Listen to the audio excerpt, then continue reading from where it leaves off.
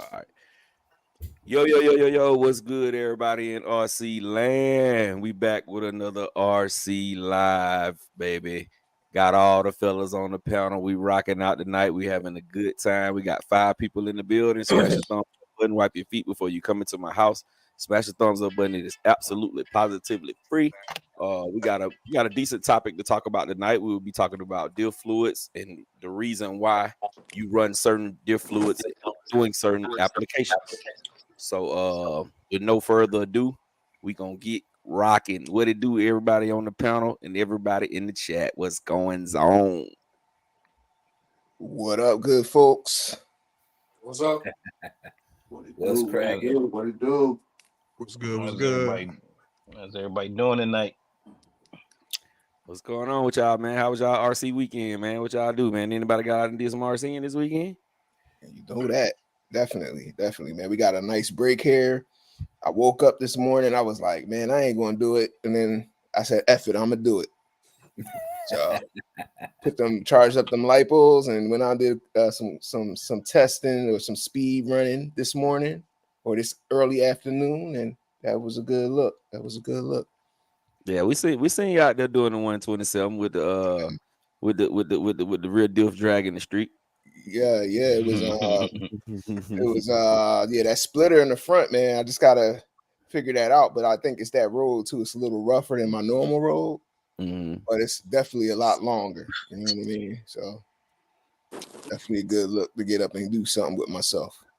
Because I was doing either going to do that or I was like, I'm gonna take that Raminator out in the backyard, and I was like, it's not enough room back there for that Raminator.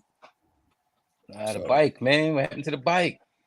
I should have charged up the bike too, but you know what? They said it's supposed to be 75 tomorrow, so I'm taking one of them things with me. I'm dying to see the results of that. You know what I mean? With that, setup. Take two tomorrow, buddy. Take 2 tomorrow. I gotta come home for dinner though. You know, I can't go. I gotta go after work. You know what I mean? So I ain't gonna tempt it, but I want to take the car out again because it felt real good. You know what I mean? It felt straight, felt sturdy. So that's what I'm leaning towards. But Ted, you're right. I need to take that bike out after we did that stuff to it. Definitely need to get that out. Yes, sir, my guy. Yes, sir. All right, man. We got in the chat, we got my brother Dion Freeman. What it do? Always the first one, man. Always the first one.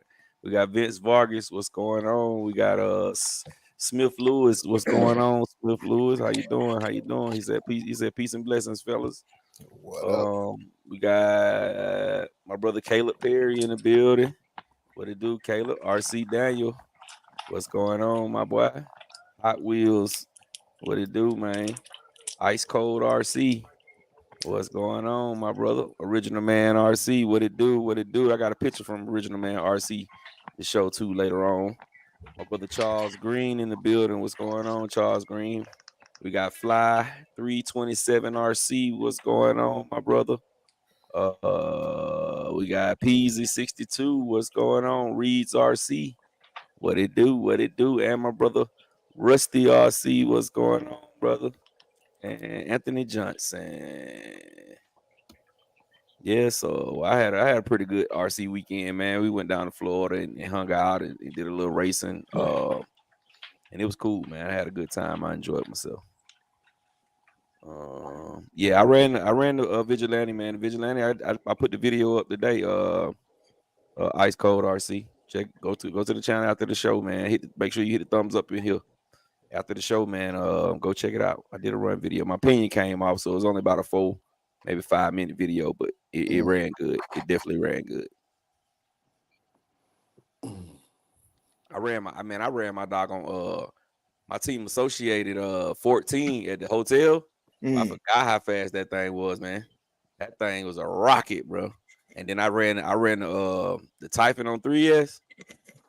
Went up, man. I tried to hit it. We straight slap dab up under somebody's car. Bro. Yeah. The Typhon Grum. Right up under their car, bro. It's so fast, man. It's hard to hold. If you ain't got space, it's gonna be hard to hold the power, bro. Yeah.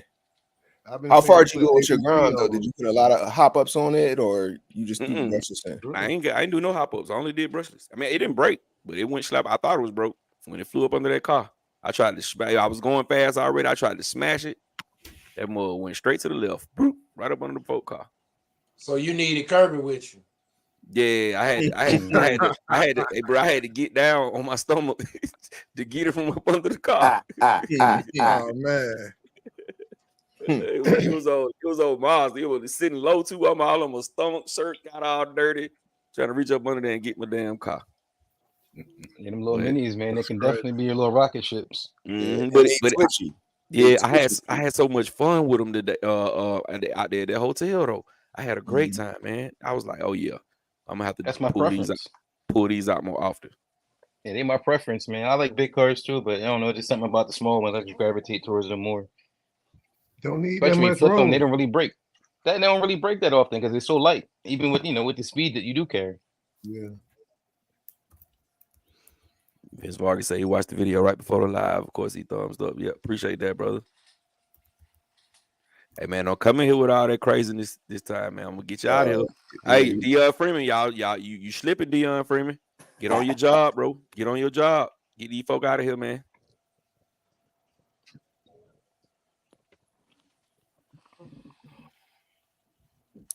He might have walked away, man. He might have went and got a snack or something.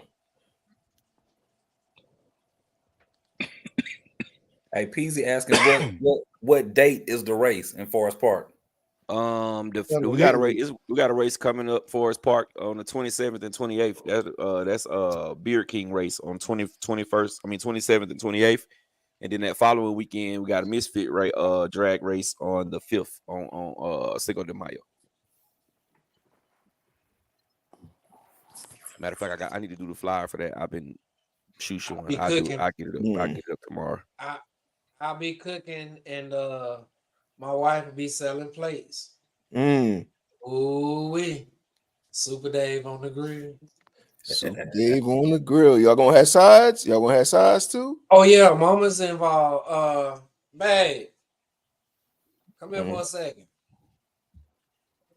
Tell them what's on the menu for Misfit Day. CSL, what it do, bro?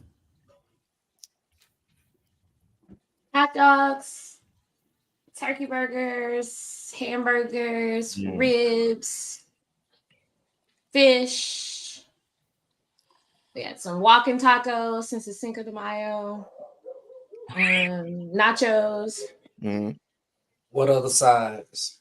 Baked beans, coleslaw, fries. Yeah. Y'all want some dessert too? Y'all had a banana pudding? Like what y'all doing? Chessman cookies. Y'all had some cakes. All right. We do some banana pudding. All right. So I'm talking Chessman cookies. Yeah, man. Yeah, gotta have those cookies on top. Yeah, gotta have them Chessman cookies. Gotta have cookies. And no vanilla wafers. Sometimes the vanilla wafers, you gotta take it back on the vanilla wafers too, though. You know what I mean? It just depends. The vanilla wafers for nostalgia purposes. Yeah, but like, that's how I came up. did. Yes, sir. I came up on the vanilla wafers, bro. That's all I want on mine is the vanilla wafer, guys. So back in the day, that's when Mom used to use the real pudding. It wasn't that instant stuff, and you know what I mean. It was like real bananas, and then people got lazy. Then it was just straight banana pudding with wafers, and that just messed it up. Like I don't even want that. I could do that myself. I can go get some yogurt, some vanilla wafers in it myself. I'm a girl, boy. No. She make her own whipped cream. She don't get that. She whipped the whitening on the egg, but no. Yeah, no. You be like, I didn't even know you had the baked banana pudding. Like that's how they used to do it back in the day. Yes, sir. My mama put huge chunks of real bananas in there, bro. Big old chunks of huge bananas, bro. And marshmallows on top sometimes. All right, y'all. That's that diabetes right there. Yes, sir. You already know. Marshmallows, brown sugars, like, oh man, crazy. That's crazy. That's what's up. Yeah, y'all gonna do it though. RC Daniel said, what pen am I using on the EXB? I'm using the speed pen. I'm running the speed pen, but I'm still running the Spectrum, the stock Spectrum setup. So yeah, I'm running the speed pen, and it don't overheat either. It don't overheat. It go crazy with the speed pin. I think it's a Hey, 16 or since 17. everybody on here, what y'all think about those upgrade tires? For It look what? good so far. I For thought what? it was just the 10 scales. But they Oh, do have the upgrade RC tires. I like those things. Oh, well, Yeah, I like I those. was lost for a minute, Doc. I'm like, what Doc talking about? Right. I forgot the little new company, the new company. Well, Yeah. Hey man, they say it's new. Mhm. Yeah, they didn't bought all Duratrax old tires and change the name. I thought the new Duratrax was the Luis tires. Yeah, but they Louise everywhere else. Yeah, that's just Duratrax here. overseas. Yeah, they just Duratrax here. Luis they've been together. They've been in cahoots. But the Louise is starting to come over this way though. We are starting to see them. Yeah, now I mean I think they look good. I think they should do, step it on up and do some 8 scale and some 7 scales and some I think they coming. I guess they wanted to tease the small cars for Test the market, see if people like them. Yeah, well, the way the hubs are, you could run them not on a monster truck, but maybe on like a buggy or something, 8 scale buggy or a Suga or something like that. Yeah, you gotta, but the plastic on the 8 scale stuff got to be a little bit more sturdy because you're putting a lot more power behind them. So it depends on how thin, like my Suga runs 8S, so I put him on 8S. We got the plastics got to be proven. They might come up with metal hubs later on too, something that bolt right back in there, just in the metal version instead of being the plastic hub. Big Cow's RC Adventures, what it do? My brother Big Cow, deep voice in the building. What's going on? Yes, sir. My brother Woo Diddy in the building. Brandon Singleton, what it do? What it do? What it do?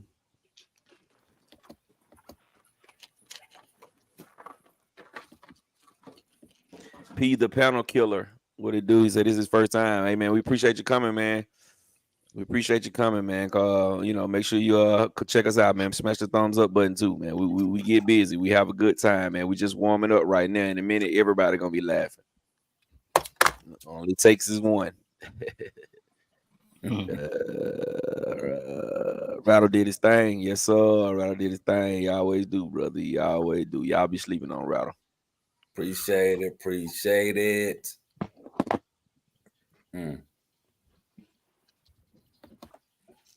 Brandon Singleton said Thunder RC broke his red can in half. He should have. The way he drive it, he should have. That was like worst case extreme scenario, man. That was like worst of the worst case. Yeah, like he can't drive.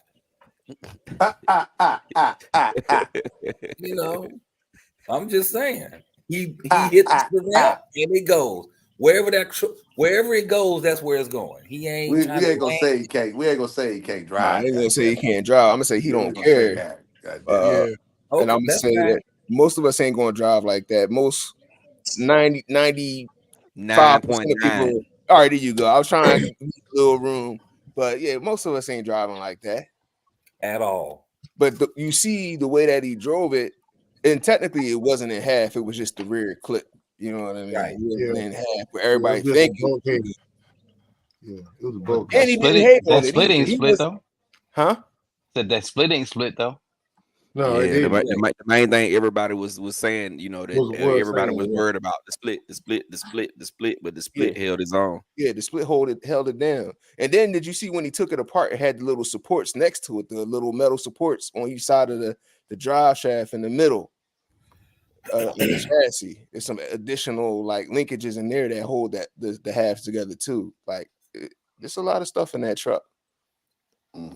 I said it on my video. I said it's going to be in the top mentions for 2024, top RCs for 2024. Oh, it's definitely. I'm gonna be honest with you. Right now, it's number one to me. Yeah, it is hands down. It's somebody gonna have to come with something super crazy to beat the Red Cat for the year, bro. Somebody gonna have to put out something super nice to beat that Red Cat.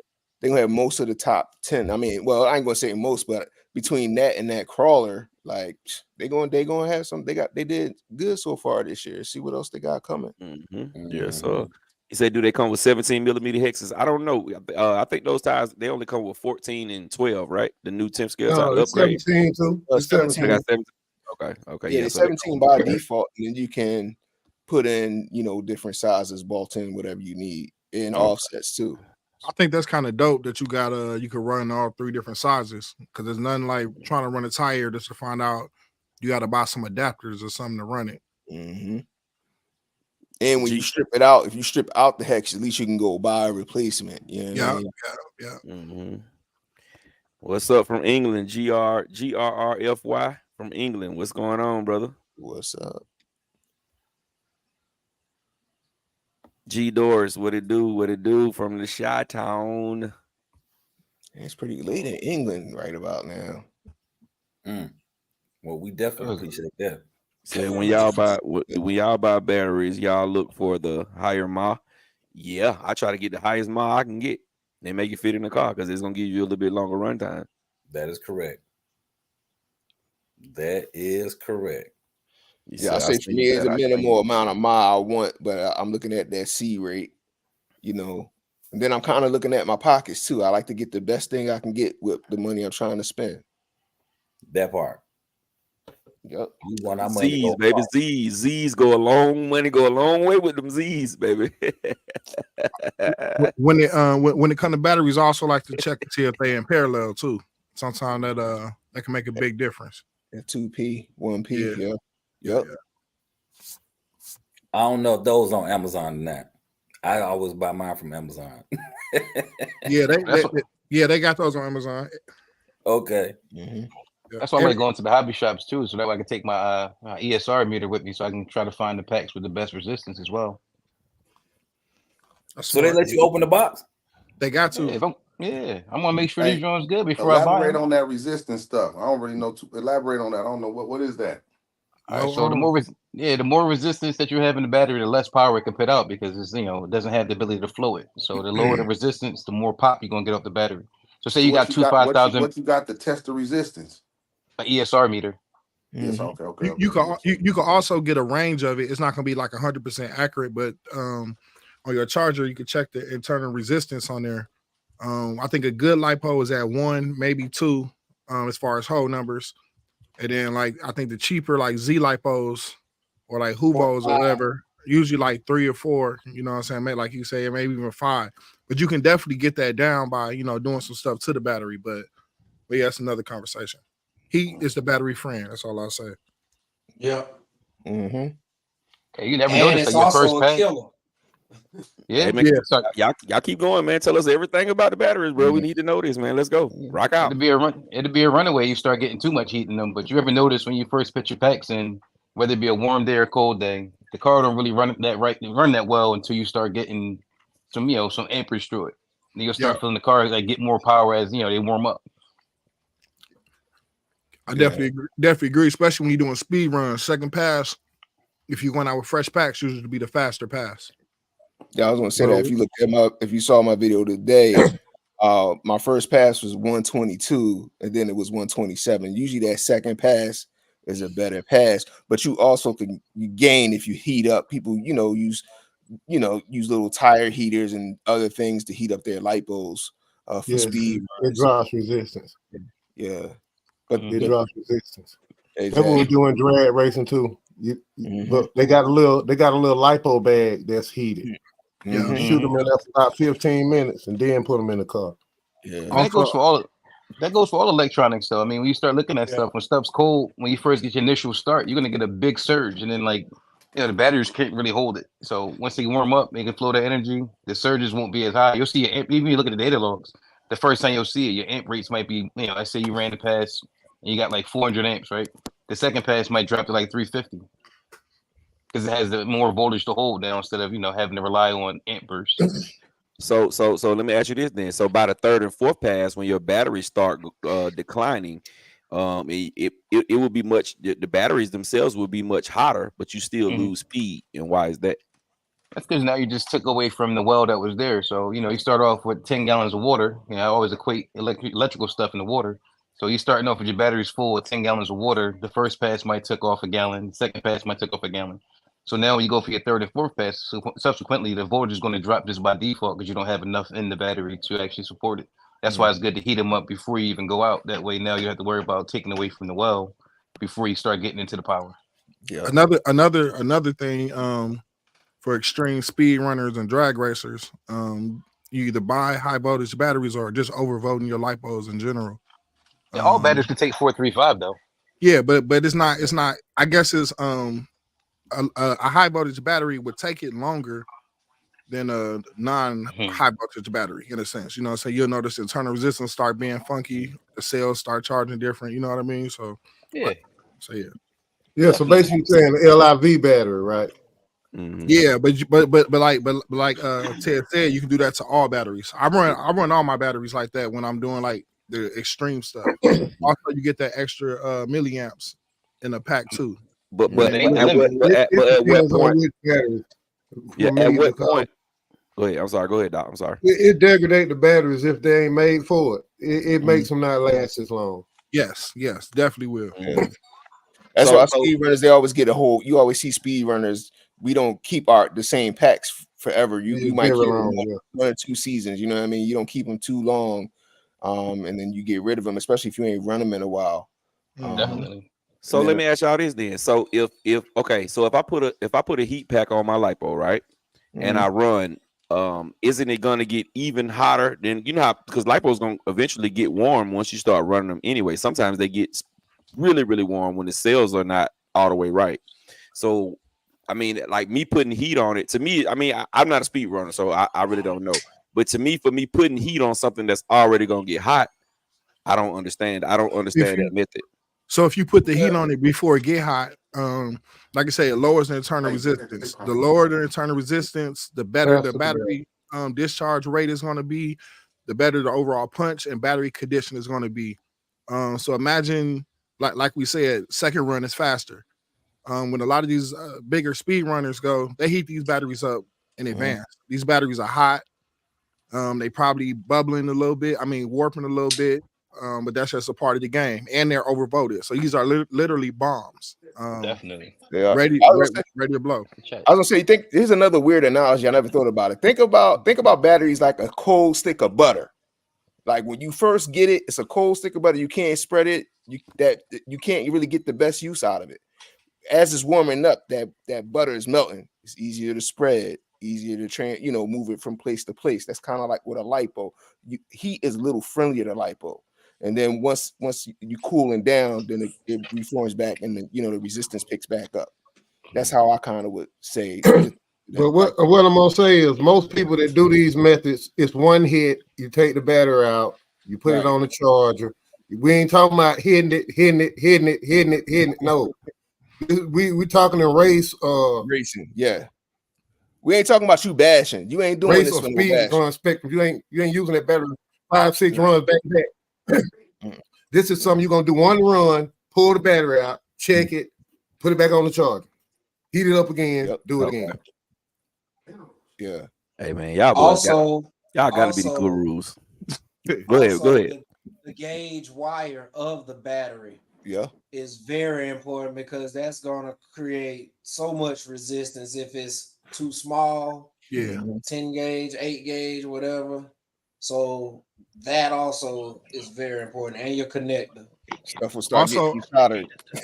Yeah, I was gonna say the smaller the wires and with a higher demand, the more heat. Like I say, things gonna start on soldering, or you're gonna destroy ESP and our batteries. Yeah, it's another approach. Come in when you're gonna get good batteries. They have the good wire on them and everything that y'all did. They already have all that because they know what they intended for usage are. Mm-hmm. Yeah. Also, you have to be careful which ESCs you overvote. Hobby wing, it don't matter. Do what you got to do. When it comes to the Castle stuff, the Castle XLX2 can only take, I believe, 34.5 or 35 volts when you overvote the batteries. They cannot take more. If you take more, it's gonna blow up, and they're gonna look at the data logs and tell you why you blew it up. It's crazy though, the chances we take just to go even faster. Well, if that's your thing, it ain't a chance. It's what you live for. You know what I mean? It's what you live for. You know, I think some of the amount of money people spend on crawlers is ridiculous, but that's what crawlers like to do. You know, you spend, you know. Hey, brother, we ain't gonna do that. We ain't gonna do that. You spend all that money on your stuff. We ain't gonna bash the crawlers, brother. We ain't gonna do it. No. I ain't hating. No. I love crawlers. I got one. Okay. That sound better. But I'm saying, like, you know, some of the scale stuff that people do, like people build whole garages for crawlers, but that's what they like to do. That's the beauty of the hobby. You do what you want to do. You know. There you go. But I was gonna say one more thing that another strategy I use is I cycle charge before I go out. So if I know if I want to run in the afternoon, I'll start doing cycle charging on my lipos to build the heat up and get the resistance down. So I don't have to worry about heat, so I can get the best numbers. That's like if I'm going for like the record, you know, when the next step on my ladder is 170. So when I know that day I'm ready to go out and do 170, I'm gonna cycle charge those lipos, and I'm gonna be at the spot in 15 minutes. And then that's also safer. Yeah. Yep. I was going to say something else too. The compound what Reg was saying about the voltage of the ESCs. Another thing is too having the brake rate too high, because now when you actually hit the brakes, you turn your motor into a generator and it feeds all that back to your battery. So sometimes you'll see spikes that are way higher than your intended voltage. Just like regenerative braking, that power when you hit the brake got to go somewhere. Yeah. Mm-hmm. But I think and that's why a lot of the speed runners, you don't see them really brake. They just let it cruise till it stop. Yeah, because they ain't trying to hurt the ESC. That's no prep street eliminators too. And then like the higher the gear ratio, the more you're gonna get, because now you're spinning that motor faster to go, send the power back to the ESC. Yeah, I figured that out the hard way on the street eliminators, because I used to snap dog bones on my Losi, hitting the brake. And I just took the brake off and just did that drag brake and just let off the throttle and just coast off. I started snapping dog bones then. I just want to let y'all know, bro. Y'all the GOAT. We got Kobe, LeBron, Shaq, Jordan, Scottie Pippen. One of y'all got to be Dream Team. One of y'all got to be Dennis Rodman. Who gonna be Dennis Rodman? I'll be Dennis. I get the rebounds, man. I like the rebounds. I like doing the dirty work. Oh man. Hey, Gap. So how many races did y'all? How did you do? How did you place? Overall, I probably had the second. I probably had the second most wins. The track was it was really, really, really, really loose. Like I've never raced on nothing that loose like that before. So it was like drifting. So I never drifted before. So I had to really kind of like change my whole driving style just to be able to get around the track one clean lap. So it was tough. It took some adjusting. But I got me. I'm always gonna get me. But the dude who housed it is Kyle. He got the best of all of us. He won more than all of us. I would assume so. I mean, that's his track. Home track. His old track with the grip. I went down there and gave him his issue. That's why he was so eager for us to get back. So he got his get back this time. He threw the monkey wrench in there. He said, I ain't gonna water the track. I ain't get no traction out here. Let your boys have to fight it out. Bro, I'm talking about, man. Like I was hitting jumps, man. Easy little small jumps, and when my car come out of the jump, it hit the track and just spin around in circles. I'm like, man, come on, bro. Oh wow, it's just too much. That's why I couldn't get no video, because I had to do too much concentrating just to make a one clean lap. You know what I'm saying? So you can put some the next time just soften your suspension up some when you got loose conditions like that and give you more grip. Yeah, but all in all, we had a good time. We definitely had a good time. All right. Catch these comments, brother. Then we're gonna get into the topic. The topic is gonna be diff fluids. All right, I'm gonna start at 9:45. All right. Yeah, we're starting at Sean. He's saying, hold up.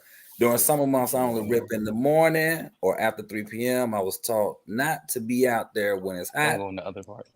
When we get down. What do you say, Ted? Oh no, I was talking to him. My bad. Okay. Yeah, go. Thank you, sir. Not to be out when it's hot. That's when your ESC and lipos are most susceptible. Yep, that's what I heard too.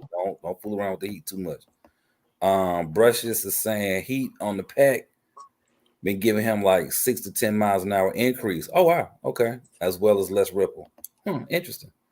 GRRFY saying trouble is the roads there are so bad you need a speed car to also be off-road capable. Dang, that's messed up. Yeah, man. You gotta find you a new spot. Right, easy. Rich Man saying just bought a crawler today. Love them. The TXR 4M 18 scale. Nice. Okay. Yes. Yeah. The mini crawlers is crazy right now. Yeah. Man, I think mini anything is crazy right now. Yeah, it's really taking off. It's really taking off.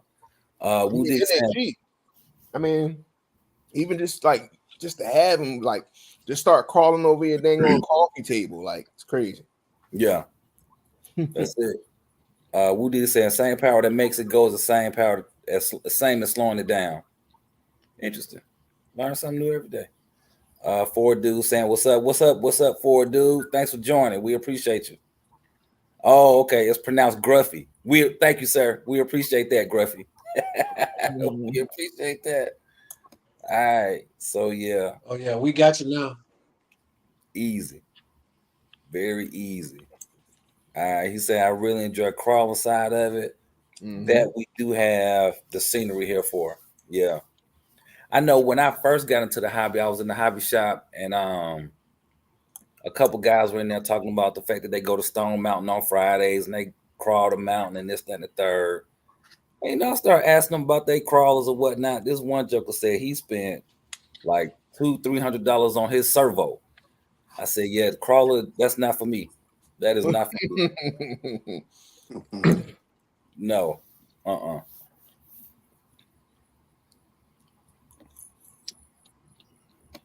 right, y'all. What we doing now? That was all though. Yep.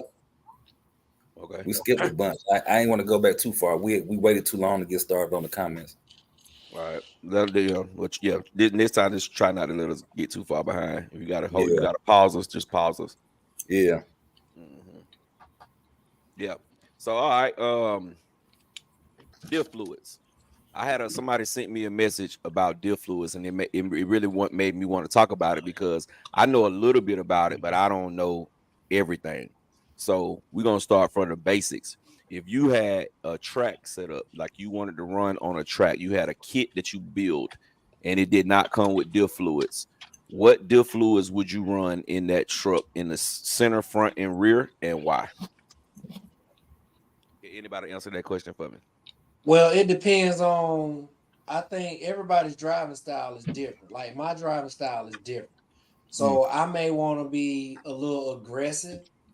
So I would stiffen up my diff fluids. I may not want my tires to give or have that slippage, that limited slip, so to speak. But everybody's driving style is different. But me personally, I would probably not lock my diffs if I was running on a track. That's just me personally. Like velodrome, I wouldn't lock my diffs. So my question is, Dave, like, okay, let's just say you just getting into racing. You never raced before, so you don't know what to run in diffs. Like, what would you recommend a person who just finna start racing? Now they've been bashing or driving RC cars for a long time, but as far as they finna get into racing, what diff fluids would you recommend? I would start with the manual first. Yeah. And then play from there. Yeah, I would say that too. Run the stock diff fluids, and then go from there, and then just understand how the diffs and different, the weight and different diffs affect, the power delivery. Ditto. Yep. And then I think another thing when you're talking about diffs, and I'm sorry if I'm cutting people off, sometimes you gotta know how to differentiate between if it's a diff issue if it's tractions in the diffs, or is it your suspension that you need to tune? It could be one or the other. It just depends.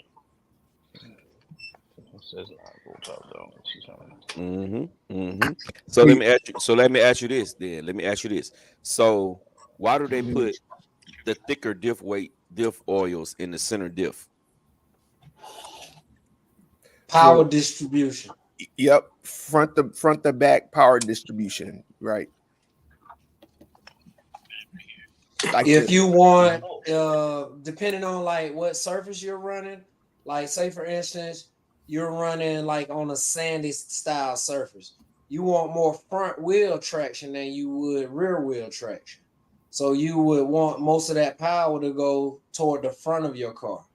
And then by thickening up your diff fluids, that creates that aggressive or that traction. That creates more traction, torque, so to speak. Well, not so to speak, but just creates more torque as opposed to less torque with the less of your fluid.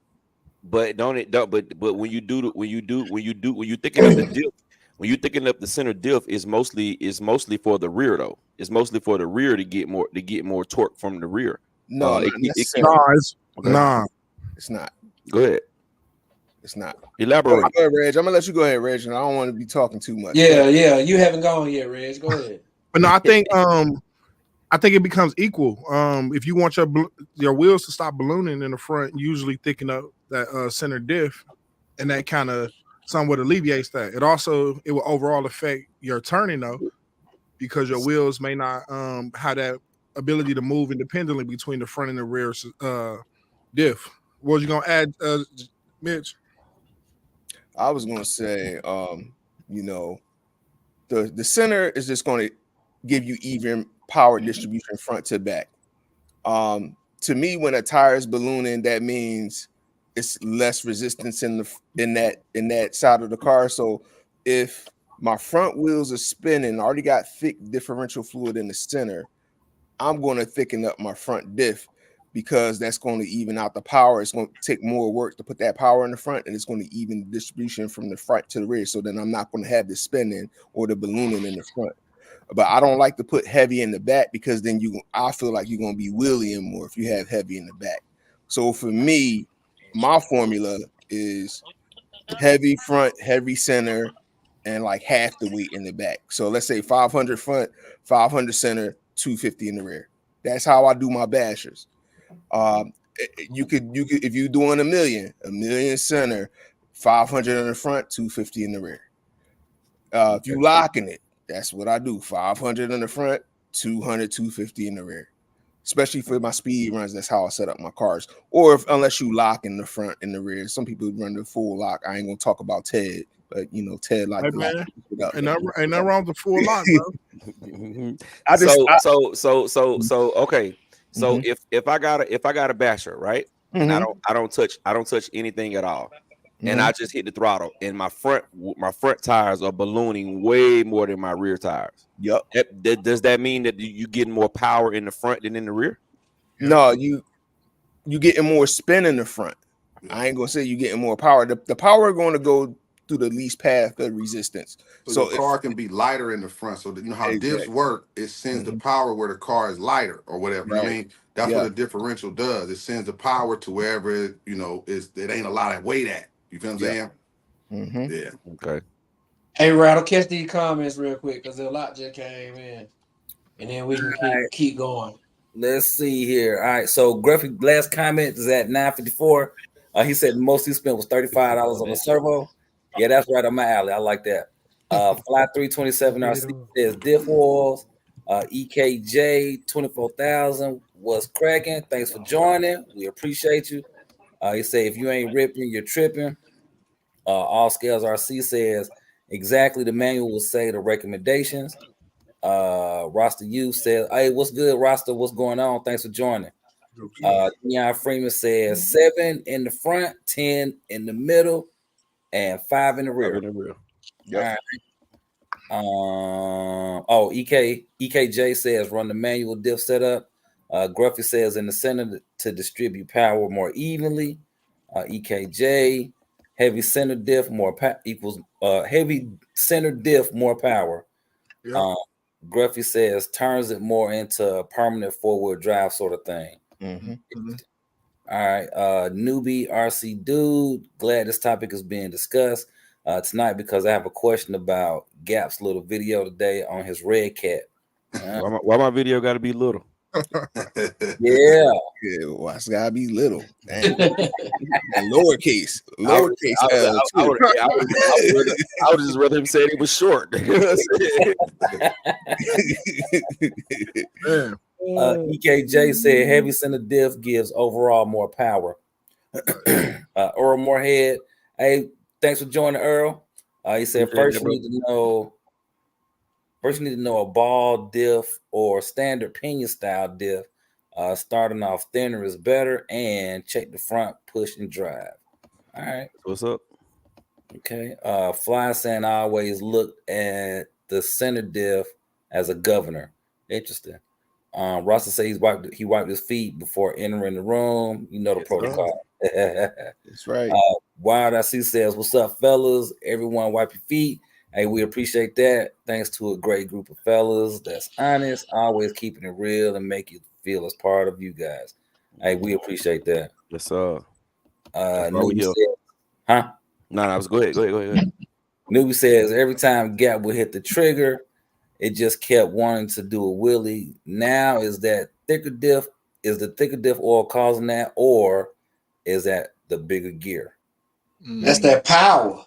Yeah, it's the power I put in there. Yeah, I'm pushing out my I got a big block 1250. So I went from a small block 1250 to a big block 1250. So it's definitely gonna have more power. And I only went 1 million. So just think if I'd have went 20 million like some of these other people are going. If I'd have went 20 million, I wouldn't even have been able to keep it down at all. As soon as I tap it, it would have been in the air. What you put in that front? What you do in the front? I ain't do nothing to the front. Yeah, you put something in that front, put like, you figure it out, but I say put like 500 in the front. That's gonna bring it down to like 200 in the back. You'll be good. Yeah, like I bought my original setup was I talked to Ted, me and Ted had talked about this. I was going 1 million in the center, 100 in the front, and 60 in the rear. But I just didn't after I battled with that center and that doggone diff fluids, not want to stick in there at 1 million because that's the first time I ever did 1 million. So after I finished battling with that, I was like, man, I ain't doing no more tonight. No, sir. That's all it's gonna get tonight. I'm gonna have to play with it first. What is the stock fluid that the car comes with? Zero. Pretty much. Stock fluid. Zero fluid, bro. Which I'm learning though as I go through the game. All RTR cars, man, ain't got no diff fluid in there, man. Not for real. Yeah, I mean, it's a little bit, but it still has zero. It's still it still has a weight to it. You know what I mean? It don't matter because nothing has no weight. If it's nothing, it don't weigh a thing, right? There's nothing in there. Like it's like somebody took a Q-tip with some Vaseline and just wiped each gear with that much fluid. That's it. Just got it wet. Exactly. Yeah, they opened up and spit in there and closed it back. There you go. Hey, put some of that Promoto chain oil in there. Yeah. and it leaked all out already. All right, here we go. Our second racer says WSG. Griffith says I like 600 front, 1 million, or what is that? 1,000 in the middle, 350 in the rear. Our second racer says, what upgrades would you recommend for the Arm Italian BLX EXB? I'm running 8S in it.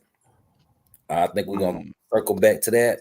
Newbie says, my main question is there a way to control that without doing wheelies so much? Yeah, yeah, definitely. Playing with the fluid. Making it lighter. The lighter is gonna be probably the best way to go. But lighter, see, when you go lighter, it's still you're gonna have more ballooning in the front. Yeah, that's so what I'm saying. So it's still gonna be it's gonna be more of an unstable drive. But you know what I'm realizing? Look, you can also turn the car down if you don't want it to wheel. Yeah. Go to 50%. What I'm also realizing too, kind of going back to what Dave said in the very beginning, it has a lot to do with your driving style. So one person might like this particular diff setup, somebody else might like this particular diff setup, just based on how they drive. So it really seems like to get the perfect combination, you gotta test it. Yeah, you really got to take the time to test it, see what you like, see what you don't like, and go from there. And I think too, we need to differentiate, right? If we talking about racing or we talking about bashing? Because if you're talking about racing, I really feel like you got to tune diffs to the conditions of the track, but the baseline is to start what's in the manual. If you're talking about bashing, then we just got to be careful there, because if you go on a track running 501 million, you're gonna have other issues. Why the car not turning? Why it's not doing this? Why it's not doing that? You gotta be careful with that. Yeah. Also, if you bashing with the thicker fluid, man, that's how you break. That's how you got to upgrade. Now you got to upgrade the drive shafts and all that stuff. You're gonna break gears, all type of stuff. Diff cups. You gonna snap a bunch of them. People wonder why they diffs explode. The gears can't move. Yep. You demanding power. All right. So we got Matthew Senior saying, "What's up, RC fam? Hey, welcome to the chat, Matthew Senior. Side note, great video on that Smith Master. Good job, sir." I was gonna say that. Yeah, he got the little Smith Master, the little black and yellow. Hey man, let's stop saying little, bro. I'm feeling kind of funny right now. You know what I'm saying? I'm in my feelings. I'm in my feelings right tiny now. Joint. Got the little tiny John. Hey, we ain't gonna use little no more, Gap. Yeah. So Newbie saying he said little meaning under 10 minutes. You know, he mean nothing. Hey, Newbie, man, you on my bad side right now, bro.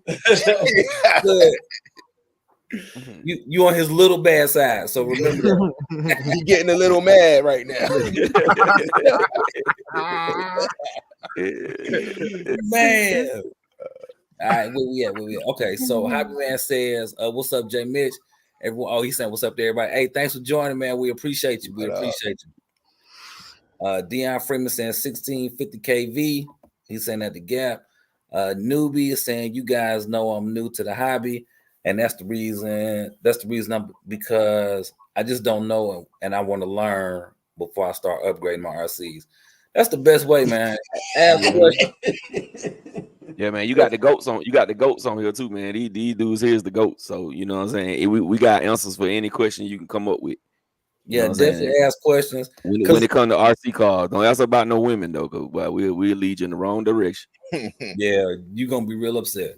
But yeah, just asking questions. You know, if you want to know, you ask. If you don't know, somebody wants to know. Even if you think it's a crazy question, still ask it. You know, it don't matter. Go ahead, ask about women. I don't know if you're gonna like them answers though. Yeah. You don't want to ask us about no women. None of it. We all been out the game for way too long. answering questions about women. Even if we did tell them the answers anyway, they ain't gonna listen. You know how we was. They telling us what to do. I know I had a whole bunch of old heads trying to tell me what to do, and I was not listening. Do this, young boy. No, I ain't doing that. I'm doing what you doing. You old. Right. All right. EKJ says gearing also plays a part in the wheelies. But if you on a loose surface, you go with lighter oils, high grip, heavier diff oils. Okay. Ronnie Creason in the building. Thanks for joining. G Dora says years ago I was building a Traxxas kit, didn't have any diff fluid, so I used Crisco. Hey, smell like fried chicken after 6 minutes of running. He ate good too. He ate good that day. Hey, I'm going to Popeyes after this.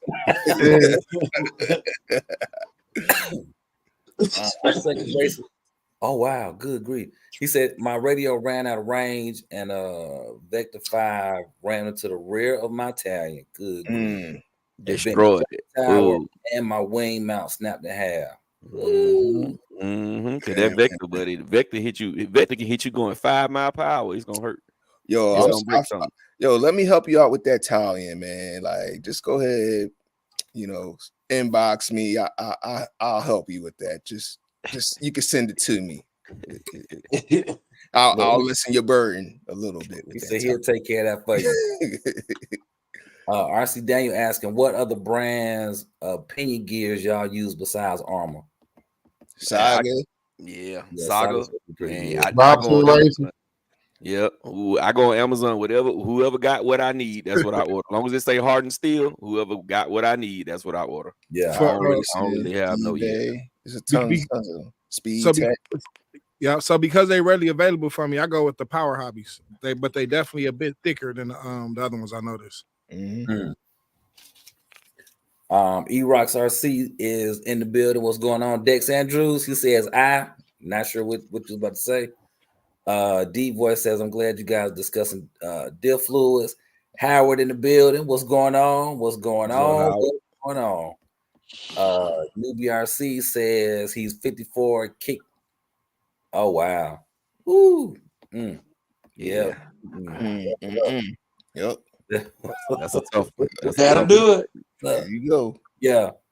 That'll get the situation changed real quick. I tell you, trade in for a new model, some with less miles on it. You might not want another model after that. You like, hey, boy. But this Buick Deuce in the Accord I got, hey, boy, it's here to stay.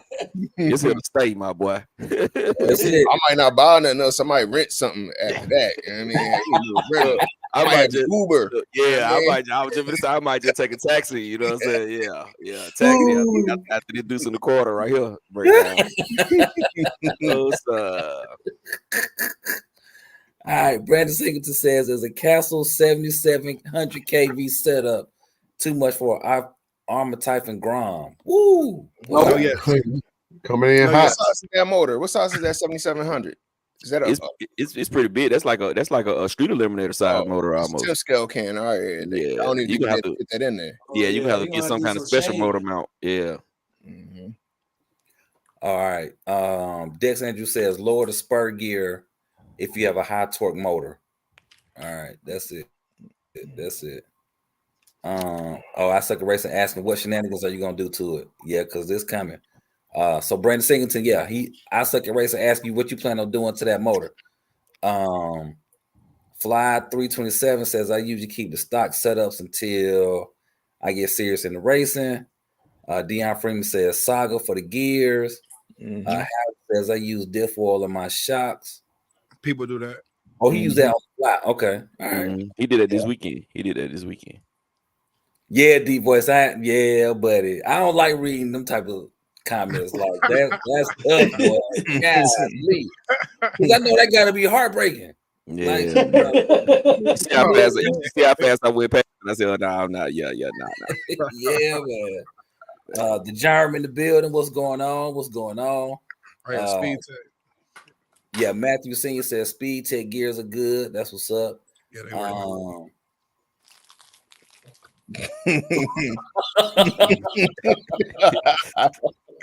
I just fell for the trap again, bro. You know, I used to be going down clicking, trying to just show everybody. Come on, newbie. Hey, man. You moved on, man. You good, brother. We understand. We definitely understand. MacGyver I see is asking Gap who won down there in Florida versus Georgia. Florida won. Well, one person won, basically. Yeah. Brandon Singleton asking, so what's a good castle setup just for around the yard? 2200 Mama Monster 6S. It would depend on what you're running though. Depending on what car you using. If you don't have a problem with space, man, I'm gonna go ahead and say, man, put that. If you don't care, if you like an extreme a little bit, just a little bit. I believe in running higher, like an 8S ESC for running 6S. It's just a lot safer. But yeah, I would go with the Mamba Monster X8 with, like Gap would say, the 22. Probably run it on 4 6S. Gear it how you want.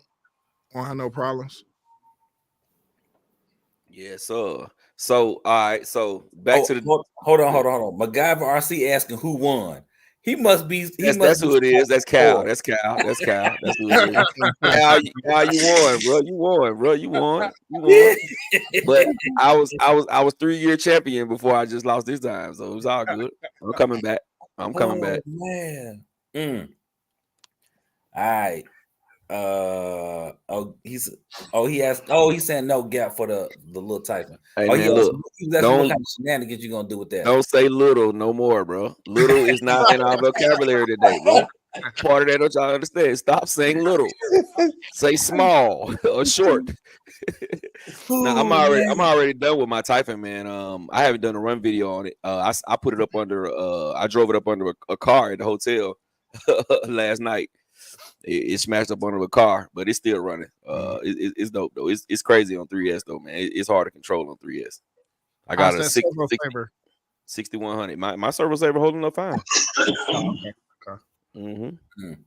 I suck at racing says basically I just want to know what upgrades to do for the Italian so I can keep up with the big boys at my meet that I go to, or at least go a bit faster. Just throw the upgrades at me, and I'm a favor them. I got a question. What are the big boys? Are the big boys running 5th scale? Because if they 5th scales versus your 8th scale, like you ain't gonna have a chance. I'll say this. He'll have a chance on something hard. He'll have a better chance. But if you run on grass, he's gonna lose. And if they are okay drivers and you are a supreme driver, when you get out in front of them, you're gonna have to stay out in front of them. You can win in that situation. But if y'all driving skills about the same, they're gonna bounce you all over that track, sir. It's Mario Kart. Well, yeah. But to answer your question, I would go XLX2 probably is 1650 if you ain't trying to go hot. If you act on gear too crazy, that 2200. Yeah, I wouldn't recommend that in the Talon. I would recommend the 2200 in a Mamba Muzzle 6S or the Hobbywing Max 8 G2 combo. The Hobbywing Max 8 would probably be a little safer and better combination. In the Mamba Muzzle 6S, in that Talon, man, that Mamba Muzzle 6S ESC is a beast, bro. Yeah, it's I put them in all my armor successes. I've never had a problem with it. I got a personal beef with one. That's the only ESC I had. They said the MOSFETs had went out or whatever. That's the only ESC I ever had problems with out of Castle. So I'm kind of on the fence about that one. That's why I don't recommend it personally. Are you talking about the Mamba X or the Mamba Monster X? Because it's two of them. Oh, okay. So I'm talking about the plastic one. You must be talking about the one with the aluminum. You talking about the one that's all black? They both all black. Both of them is aluminum too. One of them is all black with white on the top, and the other one is all black with like red or silver. Silver, yeah. Which one you talking about? The one with the silver on it. You got a problem. That's the best one. Mamba Monster X. Yeah, but I had one of those. I ran it in my 2S car. I did all type of stuff. Yeah, it wasn't the best. It died on 2S. That was the most tame one though out of all of them because they had higher limitations on it. They put more limitations on that one than they did in the older ones. Man, I'm running the one with the red X on it, bro. In my Talon, and it is a beast. It won't even stay down. It won't even stay down on 6S. 6S, that thing. As soon as I tap the throttle, it's stand like up. Yeah. If I jam it half throttle off the takeoff, I just jam it hard and stop at half. It's gonna do a standing backflip, bro. But no, it's a beast of an ESC. I just have a personal issue with one of those ESCs in the past. That's all. That's all it is. But so it's a dope ESC. You a RC enthusiast scoring that. With that one, I said it didn't pass the torture test. Red put them on. I went to that was my first year going to Scotty Straight Line Showdown. That ESC went out on me. I was probably one of the only guys running the XLX2 in the drag car that day. That's all I got to say. He's a little upset right now. Yeah, somebody broke his heart, man. It broke his heart. You know what I mean? Hey, hold on. Fly 327 is out. Y'all, Fly 327, thanks for joining. We appreciate you. Have a good one. Yeah, brother. We appreciate that. Night, man. Have a good one. Have a good one. Baby. All right, let me catch back up.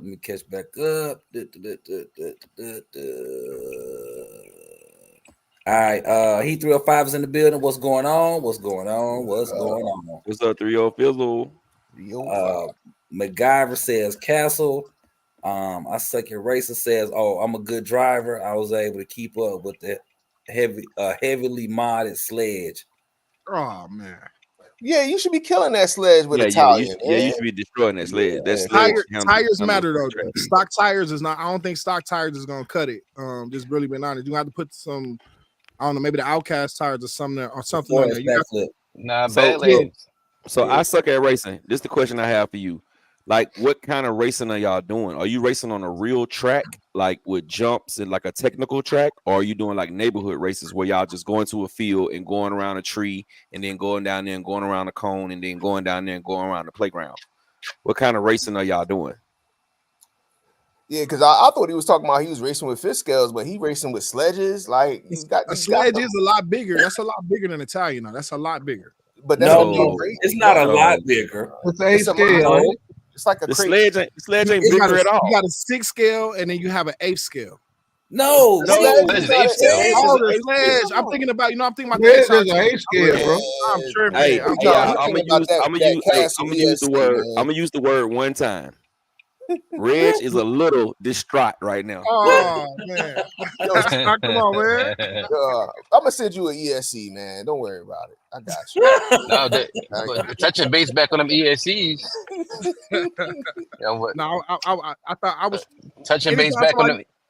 Anytime somebody say sledge, I instantly think about an XRT for some reason. Because I don't like the sledge. The sledge, oh nah. You should be tearing them up with that Italian. You shouldn't have no problems. You talking about upgrades. You don't gotta do nothing. You just gotta run it. If it's not fast enough, go up on the pinion, 1 or 2 teeth. Other than that, maybe look at some batteries. Maybe if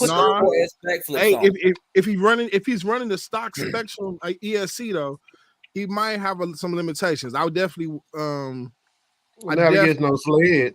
Not against no sled, bro. If they go racing, bro, he'll eat a sled alive, bro. Yeah, if anything, I would think about them Typhons too. If you got like a V5, they got that servo saver. Mm-hmm. Yeah. No, that you can't tighten up. So if you get something that you can actually tighten that servo saver. If anything, go get you a set of 4S backflips, put them on there, maybe put a big opinion in it, and run it on 4S if y'all course racing. You'll kill all of them out there. If you can drive as well as you say you can drive, you'll be just fine with that setup. You right about 4S. If y'all course racing, if you ain't just trying to bash, that's all you need for course racing is 4S. Yeah. Man. I do got a question though. That's a 2050 motor. It's not a hot motor like that as far as RPM. It got a lot of torque though. I think I've seen people speed run with that 2050 motor. Yeah, of course. No, we know the 20. All I'm saying is he might have, you got to kind of 4S is a little can be a bit slow. Okay. Can be a bit slow. Slow is fast on the track though. I was just gonna say it. Slow is fast. That's it. But I'm saying like the problem with a lot of them the Typhons or with, like I said, the servo saver that they have on it, you can't adjust it. So like a lot of times you'll put pressure on it by making a turn, it won't allow you to turn the car the way you want to turn. If you're doing any type of racing seriously or any type of speed running, I hope you're not running the servo saver. I'll just throw that out there, especially if you buying $35 servos. Bro, he racing against the sledge, so Red, you too much info. Like you trying to put this man on Supreme Team Racing. He racing a metal Amazon servo saver like $7-8. He gonna have the best turning out there. Joking. All he got to do, bigger tires. All he got to do, put a big opinion on it. Yeah. No 4S. Better tires. 4S backflips on there. He'll be out here. I definitely agree. You have a beast of a truck right there.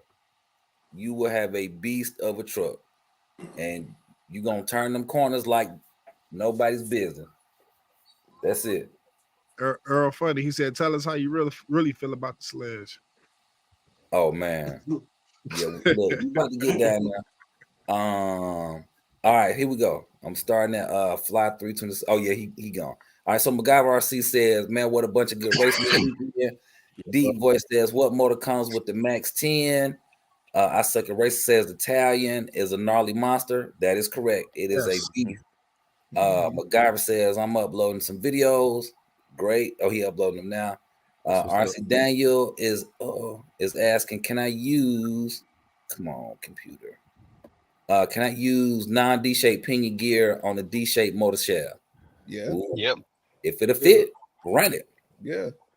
Roster U says big ups to Jay Mitch on that Habao VTE run earlier today. That's a mean machine. Yes, sir. Appreciate you.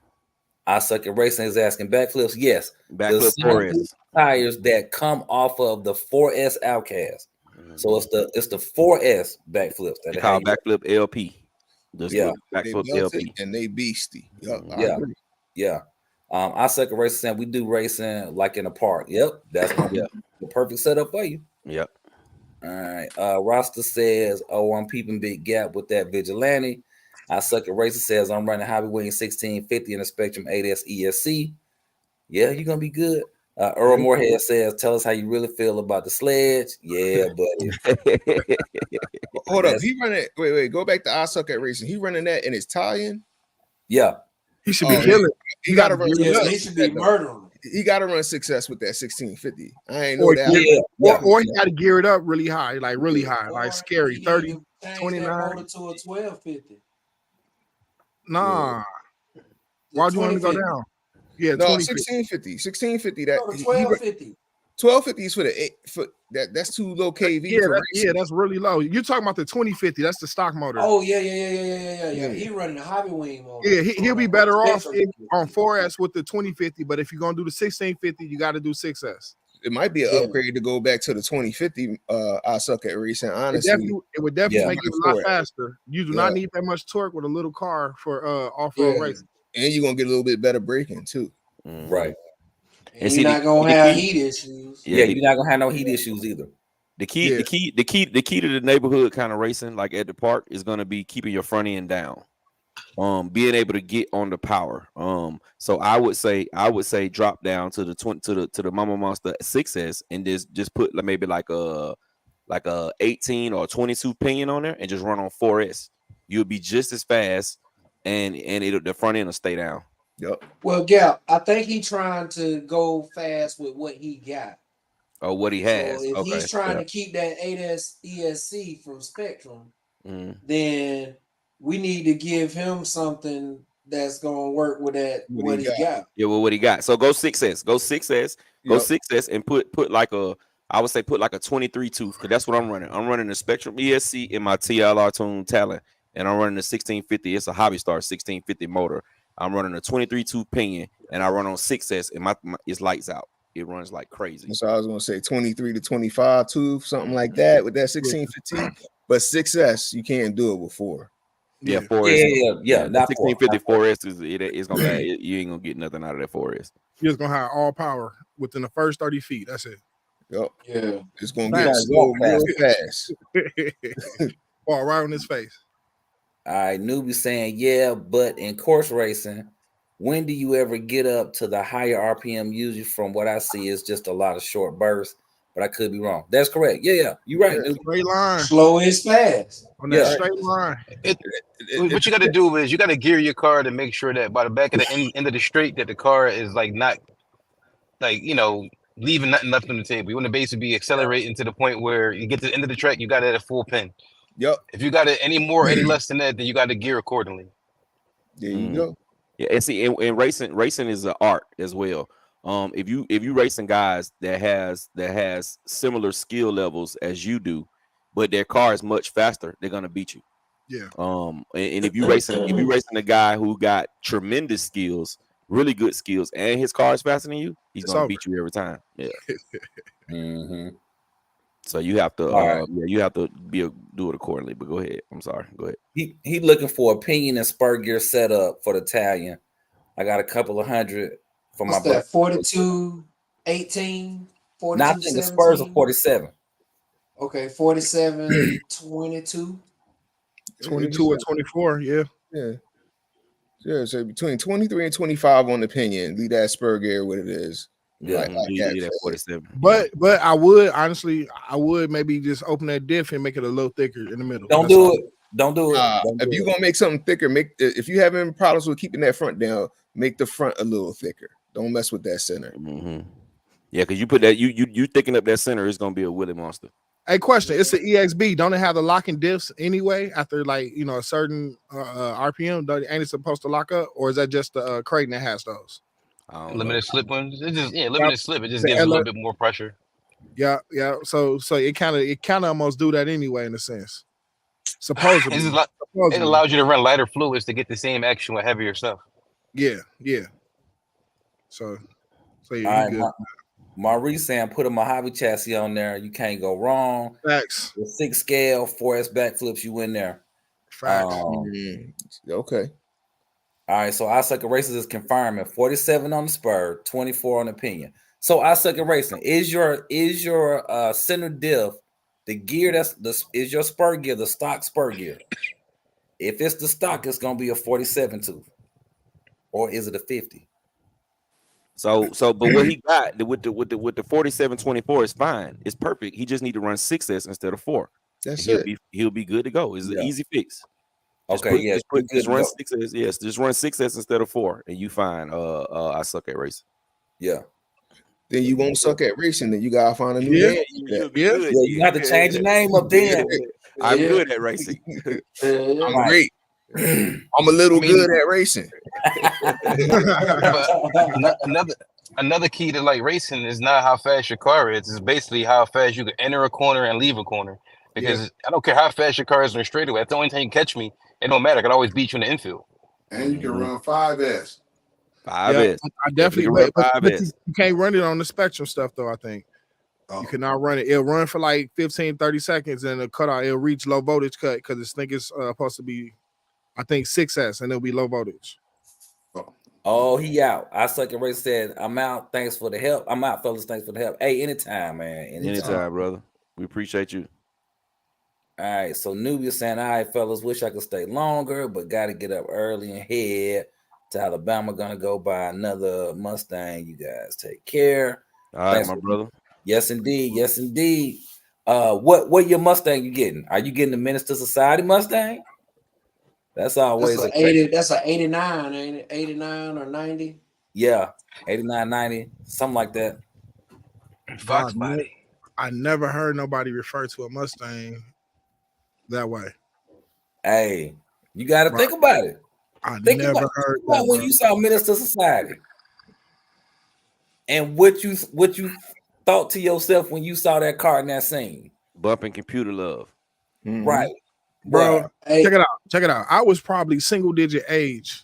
He probably was 2 when that came out, bro. Hey, Reg, low key, rattle a thug, low key.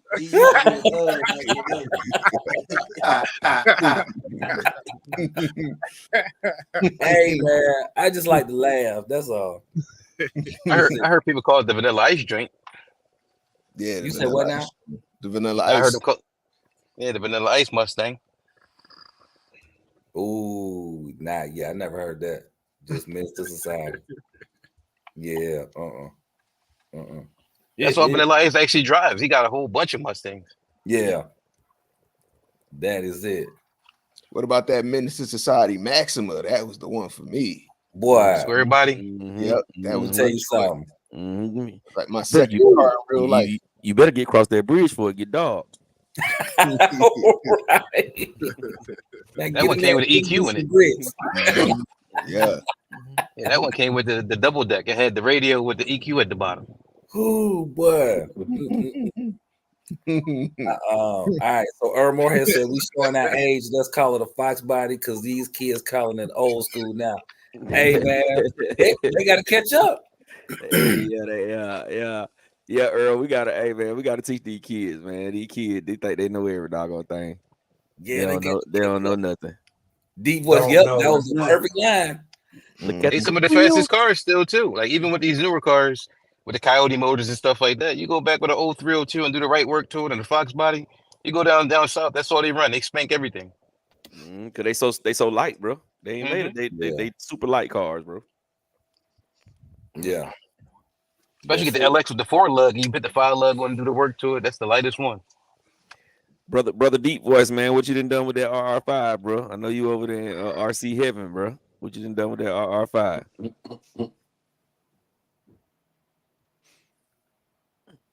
Yeah, man. So yeah, that was good conversation about the diff fluids, man. Y'all boys is the goats. Look, I didn't get a chance. I had a little conversation in the back end.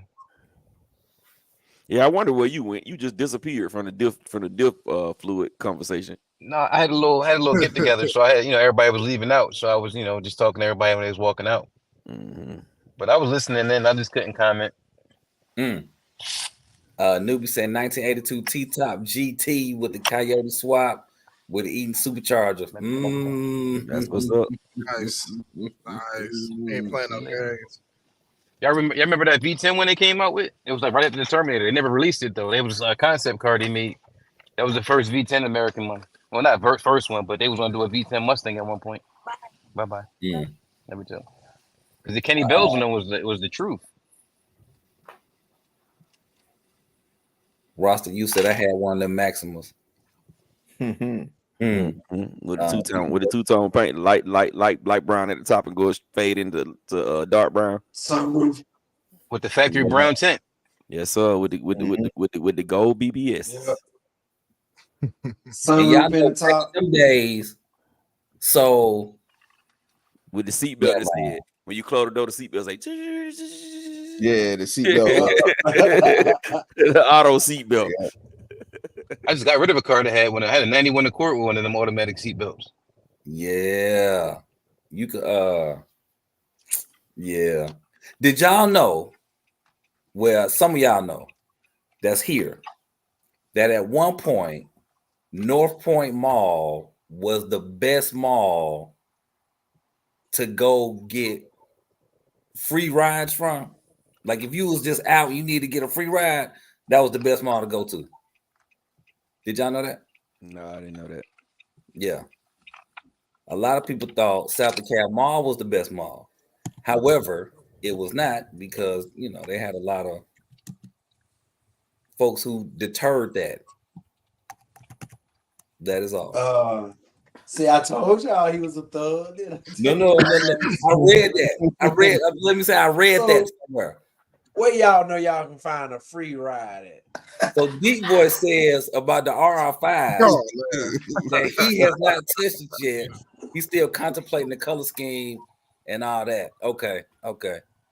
That'll be dope. RC Daniel says transition, brother. Smooth transition. What is that? Oh yeah, RC Daniel says which brand has the best dip fluid? I don't know. I thought it all. I'm gonna see. It really don't matter about which brand as long as you're using the same stuff to get the same consistent results each time you're doing it. Now, you can't go from Associated to Primal RC stuff. I mean, their ratings are going to be different. Like their 50 weight might be, whatever compared to somebody else. Hey, yeah. I know. So I can get back in your good grace for the little comment. I'll hook up with you one day at Burger King on Fairview Road and get you a Whopper. Hey, I passed that Burger King yesterday going to the track meet, going to Morrow High. Well, I ate there today when I went to go pick up my kids, bro. I sure did. I stopped right down Fairview at the Burger King and got me a burger. Man. Rasta, you said stop a gap. My old whip. Hey, that's it. That is it, boy. That's funny. Oh man. Yeah, Dave. I just like to laugh. But no, you can get. You just ask somebody, "Can I get a ride?" They'll give you a ride. The people will they will. The people will be much nicer up there. And the cars are nice. They're a lot nicer cars too, huh? They were. What you hitchhiking to the mall? What you doing? What you doing, man? Nah, you just ask, "Hey, can I get a ride?" They'll give you a ride. He really trying to give away his organs. That's what he's trying to do. Oh no. He's trying to give his organs right on away, bro. Yes, sir. That's what he's trying to do. Especially up there. Mm-hmm. Ooh, man. He says he out to the mall. He said, all right, fellas, always my pleasure. You all have a good night. Hey, be easy, man. We appreciate you, brother. We appreciate you, my brother. Yes, sir. Thanks for joining. And we appreciate all y'all for joining in, man. We really do. These lives are fun. Without y'all, we'd just be on a group phone call. He said them cars run forever. Yes, sir. Them old school Maxus. They will. Old school Maximus. Anything Japanese, man. They was like Hondas, bro. Back then, they was like Hondas. They was, man. They man, you can, but every light in there can be on. They gonna still start and still get you where you need to go. That is it. Hey, Big Trev said, "Oh, I'm gonna end up like a kidnap victim doing that." Hey, Big Trev, I told him he's trying to donate all his organs, bro. That's what he's doing. He want to be back of his license. He says, "I'm an organ donor."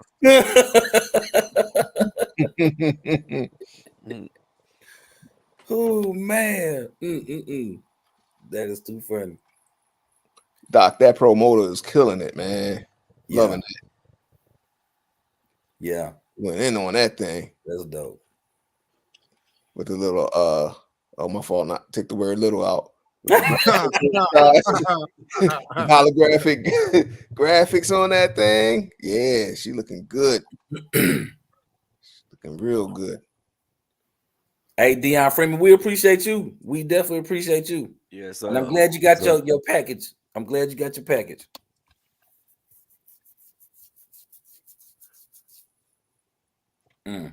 So, Doc, what's gonna be the next thing you're gonna do to the bike?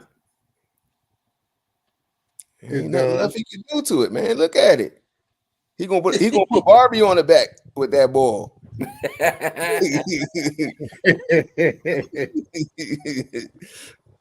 Anthony Johnson said, Toyota Cressida. Yeah. That thing look good, man. They look good. Look good. Are those training wheels? Are the training wheels? Are those metal or are those plastic? Oh, they're metal. The lean bars is plastic. I'm trying to find them in aluminum. The same company that make Gap wheels is the company that make those lean wheels. It's called Kubi, not Kubi. What the hell the name of it is? Something with a K. Khabib. Yeah. Khabib. Yeah, Khabib. All right, y'all, Deep Voice is out. All right, Deep Voice. Hey, be easy, Deep Voice. Stay away from them 560 KVs too, Deep Voice. No, so get you one of them guys, my boy. Get you one of them guys. Ooh. RC Daniel asking, is it true that Simple Green or WD-40 give RC tires more grip? Yes, sir. Yes. Rubber. Yeah. It's basically it opens the pores up on the rubber. Mm-hmm. Yeah, cleans them, open the pores up on the rubber, allows you to grip. Maurice McCullum says, most definitely appreciate you brothers too. I'm guessing he's saying he's from Miami.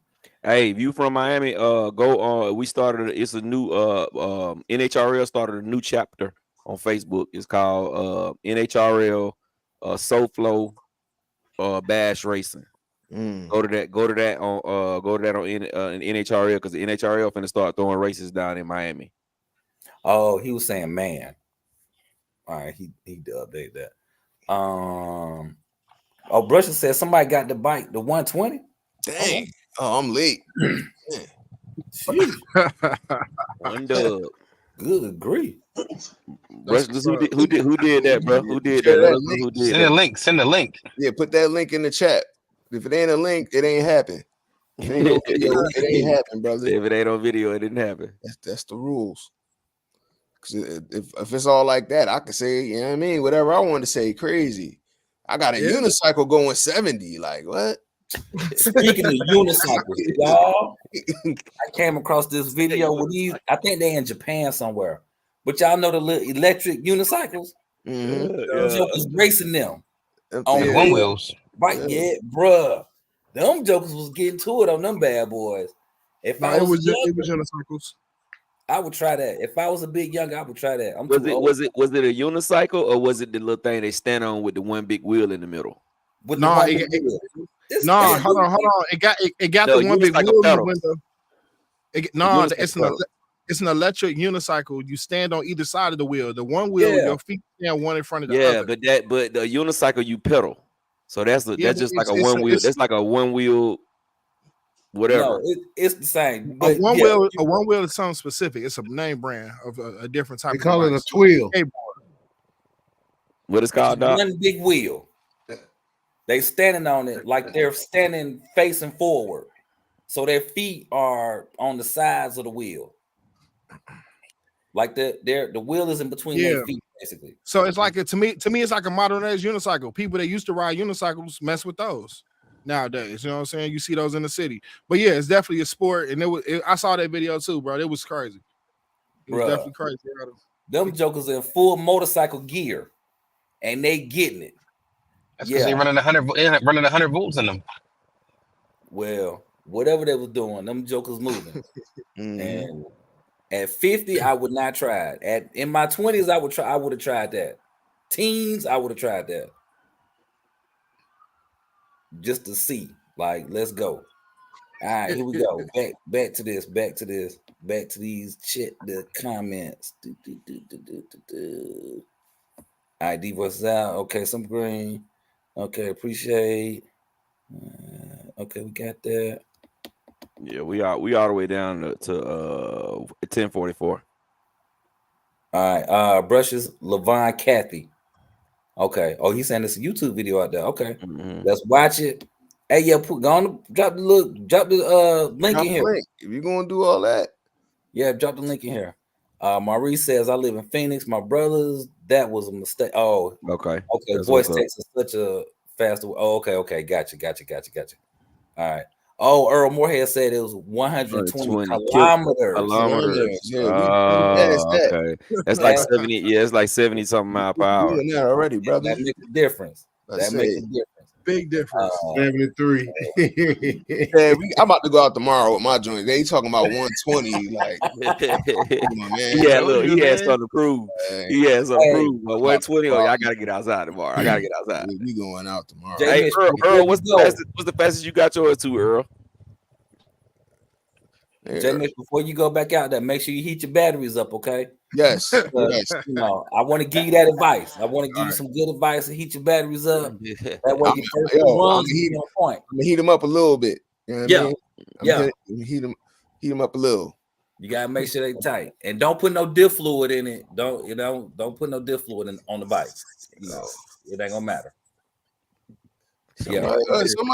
Somebody said they got 101 mile per hour pass, but I don't know if this mile per hour, like Earl said, this he said he guessing. He said he don't know though. He said he guessing.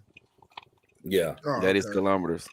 What kind of tires on the bike? That says a lot right there. Ain't but two types: the street kind and the off road. Ain't it? Somebody might got a phone, mate.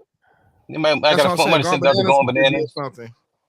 Yeah, I think if Gone Bananas was making some, it would be out. Nah, made to order. He'll make you anything. Yeah, you got to personally say it would have been like people would have been talking about that versus nobody. Like, yeah, if he had made some foam tires for the bike, that would have spread like wildfire, I think. I'm willing to bet. I'm willing to bet he sold it. I'm willing to bet he done it before. Pretty sure. He do. Most people want to keep stuff under wraps, you know. Yeah. Like if you get something like that, you're trying to get to the number before somebody else. You're not really going to release anything until after you do what you need to do, and then kind of put it out there for everybody. So I don't think tires is the problem with going that fast. It ain't the tires. That's not the issue. It's not tires. It's the gyro. It's got something to do with the gyro. It's nothing to do with tires. I think the tires that they got out will go 100. I don't think tires are the issue. There it is. RC Daniel says his name is Levon Kathy. Put the link in. Wait, this boy he do is say 101 mile per hour. This one I just sent say 101 mile per hour. I ain't watched the whole video. I just fast forwarded to the end. GPS do say 101 mile per hour. I mean, remember when Kevin Talbot overvolted that motor, right? And what was happening? That tire was rubbing the back swing arm. Yeah, that's yeah, because it expanded. He was running, but he was running 6S too. Yeah, a brick on the front too. Mm-hmm. Yeah, he was running 6S. Yeah, he had a nice brick up there. I'm just saying wheel speed though. Like if you're getting up to them speeds, like the wheel speed's gonna have to come up. So the tires gonna expand. That's probably gonna be the limitation there, unless you're running an extended swing arm. So now get up off of the back of the swing arm. Earl say the wobble killed him. Yo, this dude, I think this dude might be legit though. In this video, it's crazy. He got the long swing arm on the back. The long swing arm gonna stop them wheeling. Yup, got the long swing arm. He looked like he got the joint. How I pulled my joint down on the shock side of the game. He lowered it in the front. Got the bull squatted down. So I did get my green one up to 85 before. In his real car. Right. Kilometers right. He put the GPS. It was in my trunk. Yeah, he put the GPS. He put the GPS on the bike and put the bike in his trunk of his car. And got it up to 85. I was about to say, yeah, about 500 miles an hour on the airplane on the ride over here too. Yeah, he got there. Oh yeah. Brusher says 126 on his last video. I'm gonna watch this boy videos later on, but he. Hey, put the link in the chat. I sent it on YouTube or you on Facebook with it? I sent it through. I sent it to Gap on Facebook Messenger at 101 mile per hour. I ain't see the 126 one. Put it in the group chat. All right. Check that out. That was supposed to be us, man. Damn. Well, we've been getting rain here. You know what I mean? It ain't been right. It ain't been all right. You know what I mean? I'm making excuses. I thought you was finna go out. I know. That's what I'm saying. I thought you was finna go. He might now after this. All right, I just copied the link. Let me post it in here. Well, I'm learning on the fly, boy. Good God Almighty, I never did that before, but I just figured it out today. Bam, there it is. There it is, right there. That's the video. The video's in the chat for anybody who want to see it. Mm-hmm. Coach beat you. Nah, Coach. I got Coach live, so it's both. Oh. Yeah, I got my live and Coach live. That's wild. What Coach do out there today? This weekend. He was they had a drag race. They had the what's the big point series thing they had. So I didn't he didn't come out there. So he was street eliminator, huh? Yeah, it was street eliminator. They had a points race down there. The street eliminator big down there, bro. Where he at? Yeah. They ain't really doing much 7 scale and all that other stuff. They just doing street eliminator. Sean said he just waiting on the next larger scale announcement from Armour or Losi. Don't care about anything else. Let me show you what their next large scale gonna be. I'm gonna show you right now. Don't put that car here. Wow. Because they're gonna ask one question, and that's gonna shut that whole kit idea down. Like, their next large scale is gonna be the Grum Creighton or the Grum Mojave or the Grum something Grum. That's gonna be their next largest scale right here, bro. I guarantee you. Or the brushless Grum. Yeah, brushless Grum. Yeah. Coming to your stores for Christmas of 2024. With the aluminum parts to it. Ooh, the stock metal diffs. No lipo though. No lipo. XB. We gotta save some money. So no lipo, no AVC. You know what I mean? Be a grimy XB.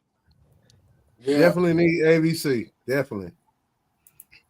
I got a question, y'all. If you're doing a speed run and your car flip into a series of flips, you know what I mean? Like 20 yards of flips. Can your car technically be going faster than it was when it was on its wheels? Yes. I'm not trying to discredit nothing, but in the video, I think he's going to retrieve the car. I don't know if it flipped or not, but it's in the grass.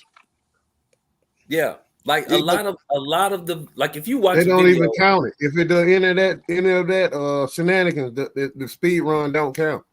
Right. It can't, because if your car flips, and you're flipping forward, you're actually going faster than when you are when all four wheels is on the ground. Well, so what that speed out the window. I ain't trying to get this dude no leeway, but when you take those the side wheels off, it's hard to turn that bike around. You know what I mean?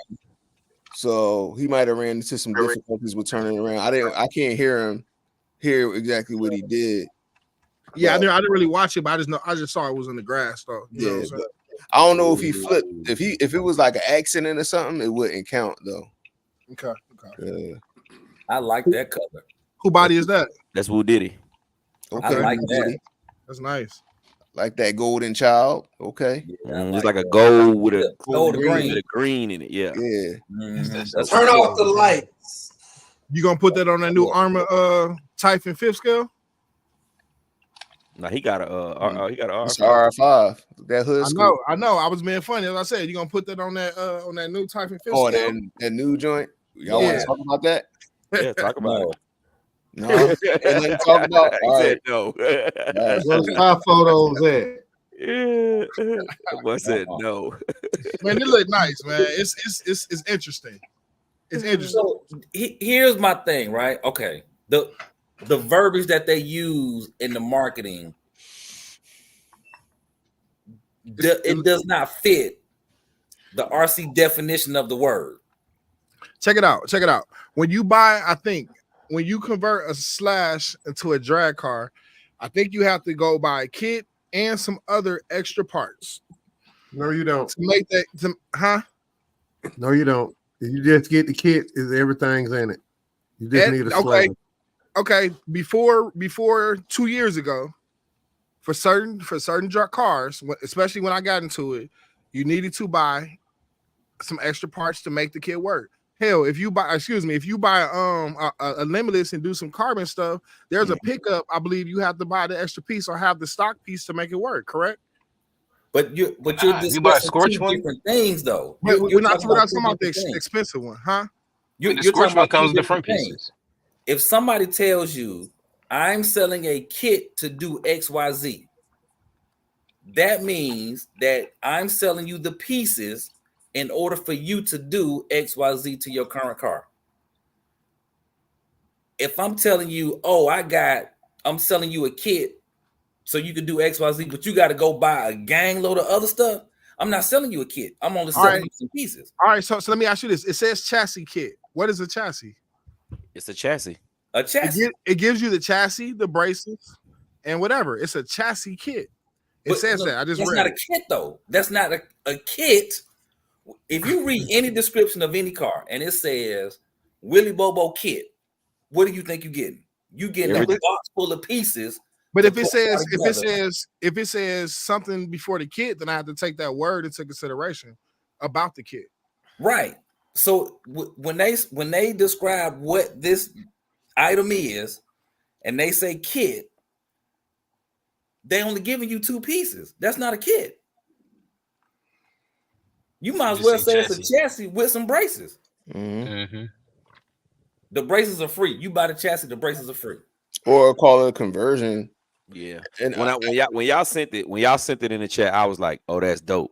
But then when y'all started talking back and forth about what it comes with, I was like, oh, that's not for me. Yeah, that's not for me. And my thing is too, the other part that's missing for me is, all right, tell me what the specific parts I need, or tell me what I'm converting from, because it's not clear to me. It looks like it's some Limitless parts, but I'm sure it's some Creighton parts.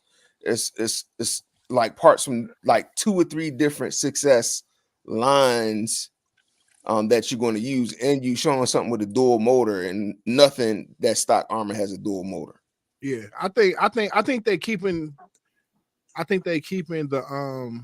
the part list a little bit exclusive for those that buy it. Otherwise, like we were saying, somebody going to just. But you don't know what you're getting into, though. Like now you. I would imagine if you. But you don't know what you're getting into. Like at this point, it's a setup for failure. Honestly, Hey, Reg, don't let them. If y'all actually remember, about 2 weeks ago, I posted somebody else with the same idea. He had somebody make him a custom carbon chassis. Y'all remember I put that in the chat? Yeah, yes, the same one. He went to That's what I'm saying. He had somebody custom make him a chassis, but he took all the Army components and tried to make a 5th scale armor on road. Right. Yes, the same people. It's the what? No. Are you talking about the one that had a full body on it? Mm-hmm. Okay. Yeah. This was different. So he had a 5th scale body on it. Yeah, I remember that one. But this guy is one from, I think, before that, because the one from today is basically a big Limitless. The one that you sent, I think, was like I think they used like a FG body. Right? Was that a big Limitless or was it a big Typhon? Look more big Typhon. Yeah, it looked like a Typhon. Yeah, right. Typhon. Yeah, but that other was an FG body. Yeah, right. So, but the dilemma that I think, if you tell me, hey, when you buy this, I'm going to send you this along with the list of other things that you need to buy, I'm actually setting you up for the okie doke. Because you don't know how much it's going to cost. Right. You don't know how much it's going to cost. You don't know what you're getting into. You don't even know if you want to spend the time and energy in doing the work to put the car together. And that's a lot of money just for the chassis and that. Like, I think that's a lot of money. Hey, Reg, go get you one, bro. And then check it out. So check it out. I agree with y'all, especially when you said the advertising. If I have to reach out to them to figure out what is the ballpark range of these extra pieces on top of the $400 and some odd dollars I have to spend on the chassis, yeah, that's a little, like you said, you don't know how deep the well gonna be. But at the same time, their Limitless chassis that they sell are $225. Now you take a chassis that's bigger and double the price, I think it makes sense. I don't think they're really personally, I don't think they're really getting over. I think that's probably what the going rate for a chassis is, outside of knowing Joe Blow down the street that cut him himself. But that's the thing though, Reg. If you go buy, let's say you go buy a carbon fiber chassis for a Limitless, right? Yeah. You can take everything off your stock Limitless and put on this carbon fiber chassis. By the time you get done, if you do everything like you're supposed to, you pay attention to the swap over, you can drive your car today. You got to go buy nothing else. Yeah, but yeah, I hear you. But at the same time, so let's say you're doing a partial MCD build. You buy the parts ahead of time. There's sometimes you're gonna figure out old bearings don't work with this, or you're gonna figure out this A arm is not the same style of this because the MCD stuff is fatter. Like it's gonna be all. I think when you're doing this level of kits, it's always gonna be something extra that you're gonna have to figure out. Not that much extra though. This ain't the 80s when you bought or 70s when you bought a PC kit and put it together. Like, you kind of want to know what you're getting yourself into. And for $400, if I gotta buy something for $400+ and then I gotta pull apart some other cars, like, I don't know if that's worth it.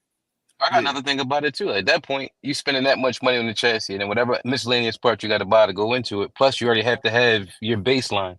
So your car costs you at least $550 or whatever you bought it new. Let's say even more, right? You're gonna have $2,000 wrapped up into a car that you can just go buy a 5th scale that's already ready to go without any of that exclusive parts that you can go right to the hobby store and go get it. You're right. I'm gonna go get me an MCD, right, or FG, either one, right. Or if I want to be cheap, I'll go get the little Rovan, John, whatever. It's a lot of other options, So let me ask y'all this. So let's just say this was a new kid on the block. This a full carbon build, 1/6, 1/5 scale, whatever street buggy. What would the price be? Yeah, a roller. I would say for that roller right there, build all the way build. I wouldn't get them no more than $700 for it. Right. This is the thing for me though. The rollout is all wrong. If you want to sell this kit, you gotta make a video. Like when the V1 Limitless came out and that V2 Limitless came out, and they got it into like Innovation RC's hands, and he went through it, showed you everything. You need a video like that to roll out with this product. You need full transparency. This is what it is, and you got to hype it up. This is a 6mm carbon fiber chassis with this blah, blah, blah, blah, blah. And then we just took this from here, and we took this from here, make it sound good like people already own this crap. You already got a Limitless on the shelf, brother. Oh, you already got a Creighton 6S. That's fact. Jenny RC, they could take care of you whatever. You gotta hype it up. Yeah. What I saw on that website just looked like, I don't know. Like they try to keep it secret. They should never. When you got a product, you can't never keep secrets. You got that should have been the first thing posted. What you need to make this work. This kit costs $400. You're gonna need about another $600 worth of parts to make this work. The part you need a specific roller. The parts you need is a limitless tail end, is a Typhon wing, is Creighton A-arms, is such and such drive shafts, is you know what I'm saying, like that. But before y'all keep going, this is I know y'all wondering what these two dudes on here. This is original man RC and his dude. He said he reached out to you, Jay Mitchell. Yeah, he did. Event he that was did, sure did. Yup. So, yeah, he wanted me to share their photos, so I'm sharing their photo right He now. did it big up there in Staten Island this weekend. They had some course racing and everything. I didn't really get a chance to talk to him too much, but yeah, he definitely sent me the info. All right, hold on. Let me catch this right quick. I'm going to 1056 kilowatt RC. Like he say, he's pretty consistent with the uploads. The Losi bike guy. Okay, that's what's up. Brush is saying that bike not coming back. It probably barely turns. Yep. Earl Moorhead says I bought a mid-motor drag conversion for my slash to convert my current drag slash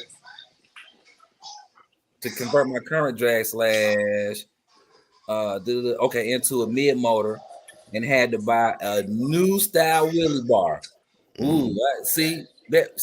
Think about that. Right. Think about that, Reg. All he bought was the extra was a wheelie bar.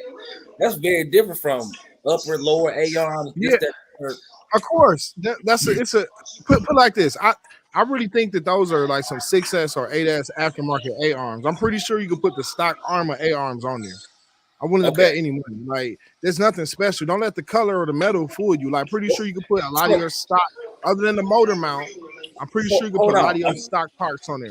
I'm gonna address that. Hold on 1 second. Let me read this last comment. Beast Mode got a chassis kit for $400, but they don't specify. That's what we're talking about. Yes, that's what we're talking about, Brush. Who got that TV playing? That TV playing. Yeah, turn down 11 o'clock news. So Reg. All right, now in looking at that car, right? Yeah. How many other cars do you need to bust down to make this car? And I don't necessarily think you busting it down. I think you taking the Creighton, you taking all of the Creighton arms, front and back, top, front and back, and the dog bone. You just leave that all attached. There's no shocks on the car, so you putting some. You got to buy some what do they call tie rods. You got to buy some tie rods because you don't have no suspension in the front. So that's the first aftermarket part we're looking at. Hold on. Wait. Let me ask you. That's not a part. That's parts. That's plural. Let me ask you this. So you're saying you're gonna use the complete front end from the Creighton and the complete. I'm talking about you disconnected from the diff housing.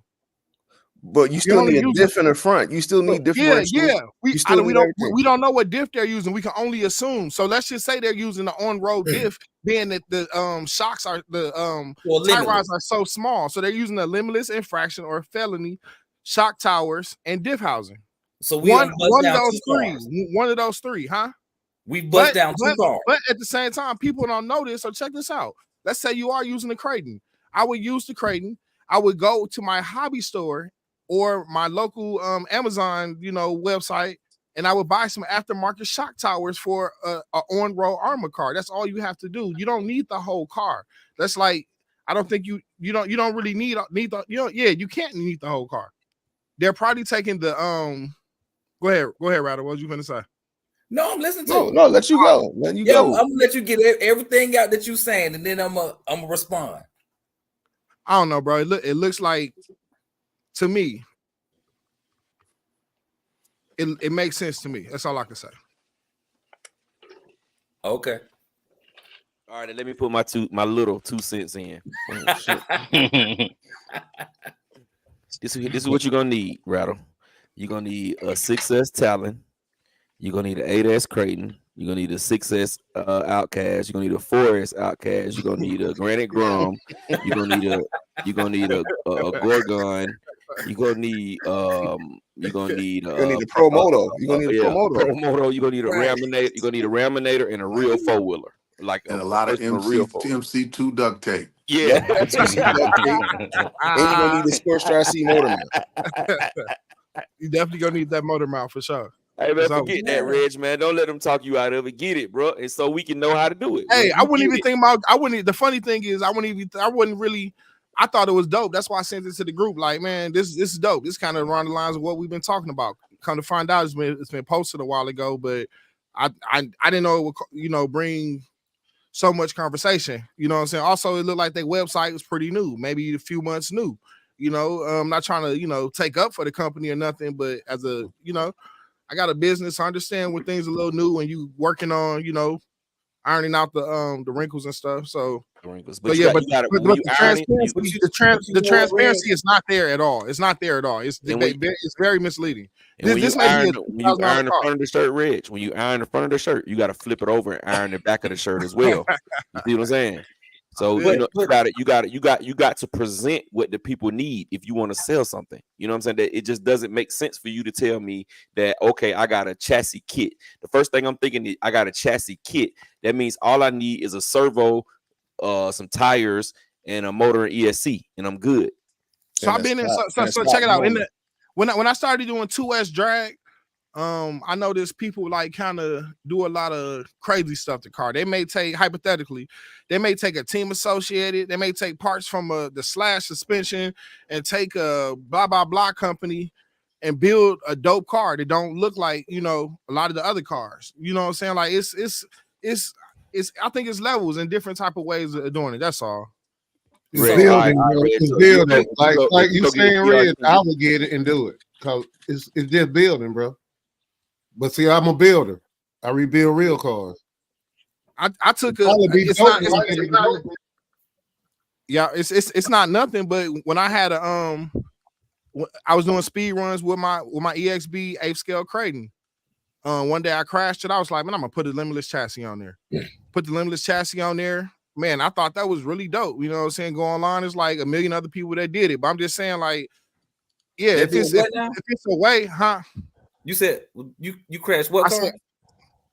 My EXB Creighton doing speed runs. Mm-hmm. It hit the curve and hit the tree and bounced like 6 feet. It was crazy. It was whatever. But that made me put a limitless, chassis on there and thought I was really doing something. You know what I'm saying? Come to find out that's what, it's other builders or, other people that has interest in that as well. So I think this is for people that's interested. If you're not really interested or you need an RTR card, then this ain't for you, Well, just a fact. I'm gonna speak a little bit off subject, but you said something that was really caught my ear. You said you thought you was the first person to do that. Really and truly, my brother Radican on Lexan, if you go back to JTRC's videos back when he showed the monster truck infraction, that's my brother Radican on Lexan infraction. He was the first person ever to do use an infraction chassis and build a monster truck out of it. Kudos to my brother Radican. All facts. So this is just to kind of go back to something you said in the beginning. You said you thought it was tight, so you shared it. I agree.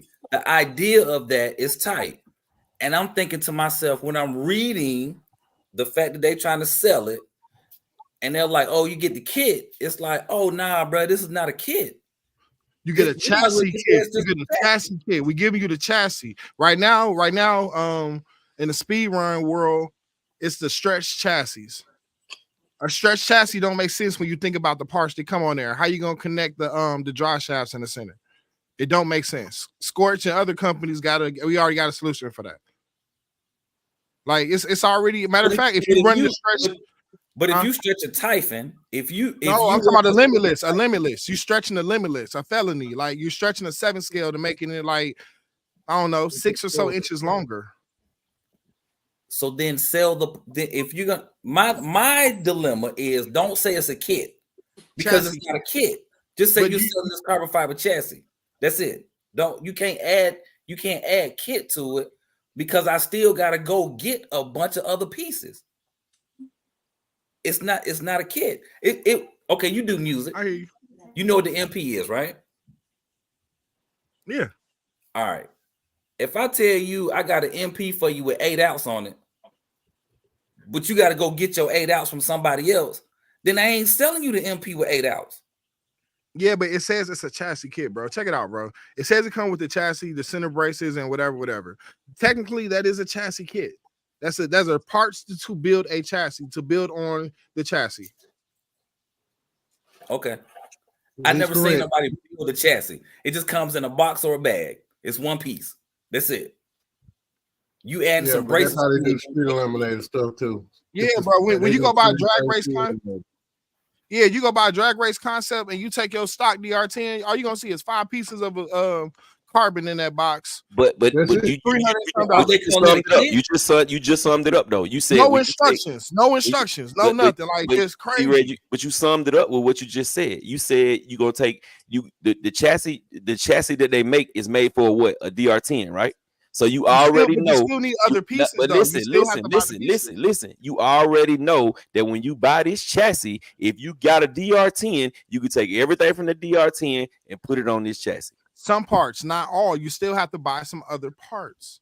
But those parts are known when you buy the kit. A lot of those places, they let you know what parts. Put like this. This is something new. We talking about something. We up here talking. It's like we talking about a Smith Master. We talking about a company that has a product that hasn't been out. Maybe very few or limited people, if any, have. I haven't seen a run video of it. I'm like, JT, let me see a run video of it. Let me see somebody bust it down. I want to see what's up. You know what I'm saying? Sell me the car. The Smith Master. Sell me the chassis kit or whatever. 7 years. So, but listen, a long time. But right now they on the PR run for the last few months, and they pushing this updated line of vehicles, which some of them are the same. I just want to say this right quick, right? I understand what a chassis kit is. When the Habals first came out, the VTE2, they had the metal chassis. Then when they wanted to sell a carbon, they sold a carbon fiber chassis for it. Scorch came out with a carbon fiber chassis kit for the Limitless. We knew what that was. It was very simple to take your Limitless. It was clear. You took your Limitless and applied it to this new chassis, and it might be a couple parts you might need, but they let you know what those parts were. This kit is telling me it's a 5th scale ARMA kit. What do I need to complete it? Tell me it's an ARMA Limitless 5th scale conversion. Tell me it's an ARMA Typhon 5th scale conversion. Tell me it's an ARMA Creighton Success to 5th scale, buggy conversion. Let me know what I need. It's clear. This just says ARMA chassis kit. Wait, Reg, wait. My bad, you being a little defensive. I get it. I get why you. I get it. Like I feel like you trying to debate a court case. But all we saying is that it's not clear what's all needed to complete this chassis. I agree with you. The sacrifice of what cars, and what if I don't have that car? Then those parts for that car are going to add up to the price of the kit plus that whole other car or 2 cars that we're going to need. All right, so let me ask you this. If anybody can go and just print or cut carbon, go on Amazon, buy a piece of, let's just say a 40 by 40 piece of carbon and cut it out. What's to stop them from just, how many people doing that though? How many people that do that all the time? It's people, I know people that do that all the time. How many normal RC, regular average Joe RC enthusiasts are cutting carbon fiber? It's not. So check it out. It's not a lot of people. It's not a lot. It's not a lot. You want to sell a lot of these kits, you have to sell to everyone. You have to make it available and clear to everyone whether they're an enthusiast, a high level or not. People need to know what they're getting into before you sell me that, and that's what we're gonna run into. So I definitely agree with you. But my only question is, if they change the wording, does that change the decision on the purchase? No. You have to tell us exactly what we need to build it. I just said if they change the wording, i.e., give a itemized list of what A-arms, what dog bones, you know what I'm saying, what car pieces they're actually using and what vehicles they're from.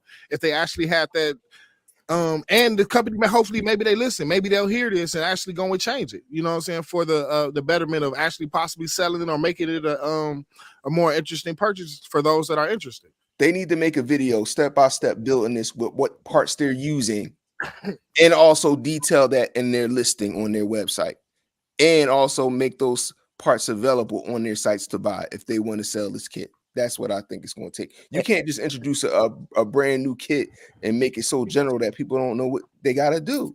And they need to send it to everybody on this panel for free. And they can't price it at $400. You can't price that at $400. I could buy a sheet of carbon fiber for less than $100, 6 millimeters. I could get a big sheet and do that shit myself. Yeah, I don't know you. I do not know you. I'm gonna walk up to you and try to sell you a 16S car. You don't know me. Well, you might know me from my videos, but you might know me from ads. You don't know me. My name is Joe. I got a 16S RC. I'm gonna sell it to you. You don't even know what 16S batteries look like. Just saying, you got to have more. When you're trying to sell something to people, whether it's for the builders, the 10% of people who actually build kits to bash with, you need more information. You need to make it, you got to advertise, you got to market it better. When we make our videos, we don't just say, oh, here go the 25S RR5. We break that stuff down. Look, I'm running this Max 5. I'm doing this. This is how I did it. This is how I did it. Blah, blah, blah, blah, blah. When you made your Gorgon video, you just didn't go out there and say, here goes some M2C tape, and I made it work. Like you were doing. I'm just saying, you gotta let people know. Look at this though. Look at this. Look at it was some German company came out with some RC cars over here not too long ago with the bright green and gray. That was the color scheme in them. I can't think of the name of it. I know you're talking about the Wool RC, WOV. Yeah, Wool RC, Wool. You don't hear nothing about them now. But that's my point. Now, these people spend money in marketing and getting this car out. They get videos upon videos. This company is testing it too. Hold on.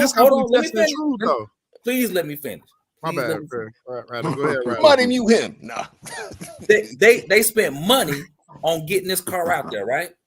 Now, in all of the online stores, the hobby stores you done been in, all the different places you done seen RC cars, how many of those vehicles have you seen for sale?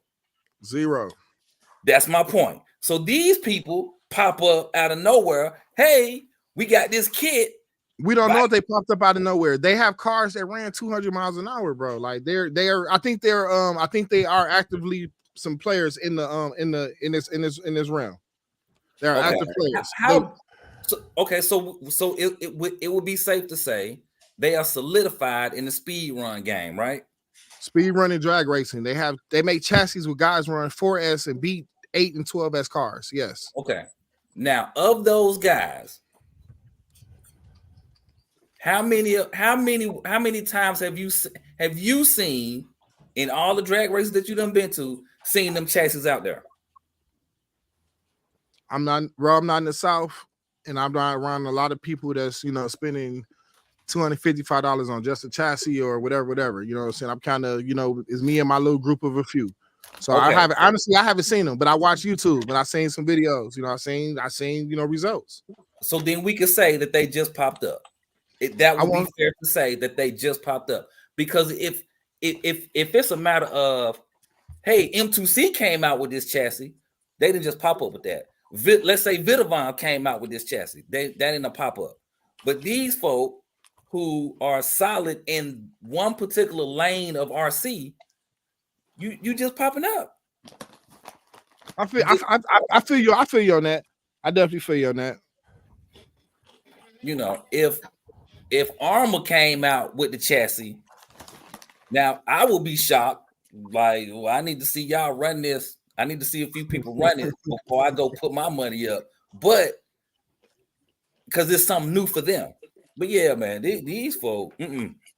But I got one thing to put into that too. Other than that, is now you're taking the Typhon, which was supposed to be an off-road car. Not saying you can't use it for on-road, but that was the whole idea behind getting the 5th scale Typhon, would be to take it off-road. That ain't going off-road, no front splitter and being that low. I'm going on-road with that. I'm trying to go super fast, and I already got a platform that's lower to the ground other than my normal Armor Suspects. I got you. Reg, I'm telling you, don't spend your money on that. Bro, I'm not, like I said, it's interesting. It's interesting. Trust me, I got way other you already know what I got going on. I got way other priorities than a $400 chassis with questions. I'm saying though, Reg, if you do get it, do a good video on it because they did not do nothing. Nah, bro, I'm respectfully, I'm not. Hey, nah, but if I get anything from them, I'm gonna get the limitless chassis. That's more. I've already contacted them, like, you know, in the wintertime, this and that. You know, they all made to order. So yeah, I already kind of spoke to him about the what I was trying to get. So why don't you just Ted? Can't you cut the chassis? Yeah. So Reg, what you got your contact right there? Just get that man to cut you a chassis. Yo, just send him some carbon fiber. You know what I mean? And hey, that carbon fiber expensive now. Let me ask you a question. Let me ask you a question. $400.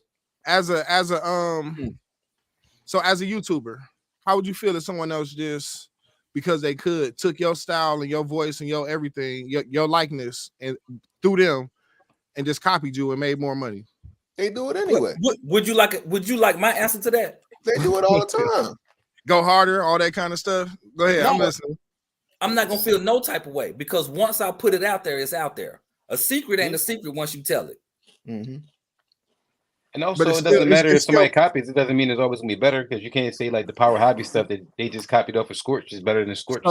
So Teddy, that's the point I'm trying to make about one of us just randomly cutting a piece of carbon versus somebody who, you know, people can't get they can't keep them in stock. You know what I'm saying? Because they're buying hypothetically, you know, so quick. You know, it's gonna be a different quality. I mean, it happens with everything. Look at the Red Cat.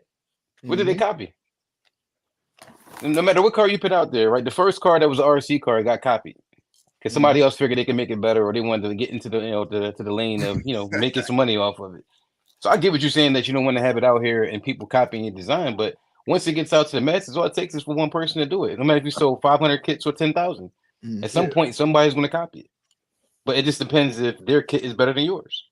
Now, if you sit here now and their kit comes out to be better than yours, that means you got to go back to the drawing board, do some more R&D to try to get yours back on top. And that's what kind of pushes the hobby forward. So Teddy, I'm with you on that. I'm with you on somebody on copying something I got, especially a kid. Now I have to step it up and make it better. I think that's dope because now that's pushing both of us to make the RC hobby better. But that's what I'm saying. That's what we need. Worse. Yeah, I agree with that. I agree because right now, you know, I can buy a $20-$30 dual motor Amazon aluminum special motor mount, but it's not gonna compare to, you know, any other quality brands that's out there. Probably gonna bend it one crash. First time I bumped the curve a little bit. But that's if you crash. That's a large game. You're playing with a speed run vehicle, man. You don't even want to. You don't even want to. All I'm saying is, okay, you throwing out a lot of hypotheticals, right? And the ifs. Well, the foundation of it is if you crash. What if you never crash? Then it bending is never an issue. I hear you. So I just think that that's what we need in the hobby. Honestly, not saying you want somebody to sit here and literally blatantly rip something off. But if somebody else puts a little twist on the back end to make it better and it makes everybody else go forward, we as a consumer end up winning. Yeah. If you're a trendsetter, they're gonna copy you anyway. Yeah, exactly. Facts. Bro, I've had, let me say it this way. At least that I know of, 2 of my paint schemes influenced a big company on their paint scheme. Some RTRs, yeah. Mm-hmm. So it ain't like it's gonna come. I mean, it's the best form of flattery, right? It's imitation. It's coming. Now, let me try to throw a monkey wrench in the game. I never saw your video or any other video of somebody taking making an XL Creighton. I didn't know about that. I just looked at the cars like, man, these Legos. You know what I'm saying? And I just thought I could put something together. Am I still copying you? Even though we had the same idea, regardless of the time, I never seen you, you never seen me. I would say no, if you've never seen it. But even if you did see it, even if you saw it and was like, you know what, I'm about to do that too. It doesn't matter. It doesn't matter because at the end of the day, so just to kind of go a little bit deeper, I'm a firm believer that what's mine is mine.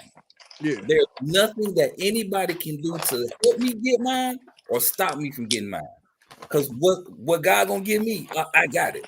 Just hands down. It ain't got nothing to do with nothing else.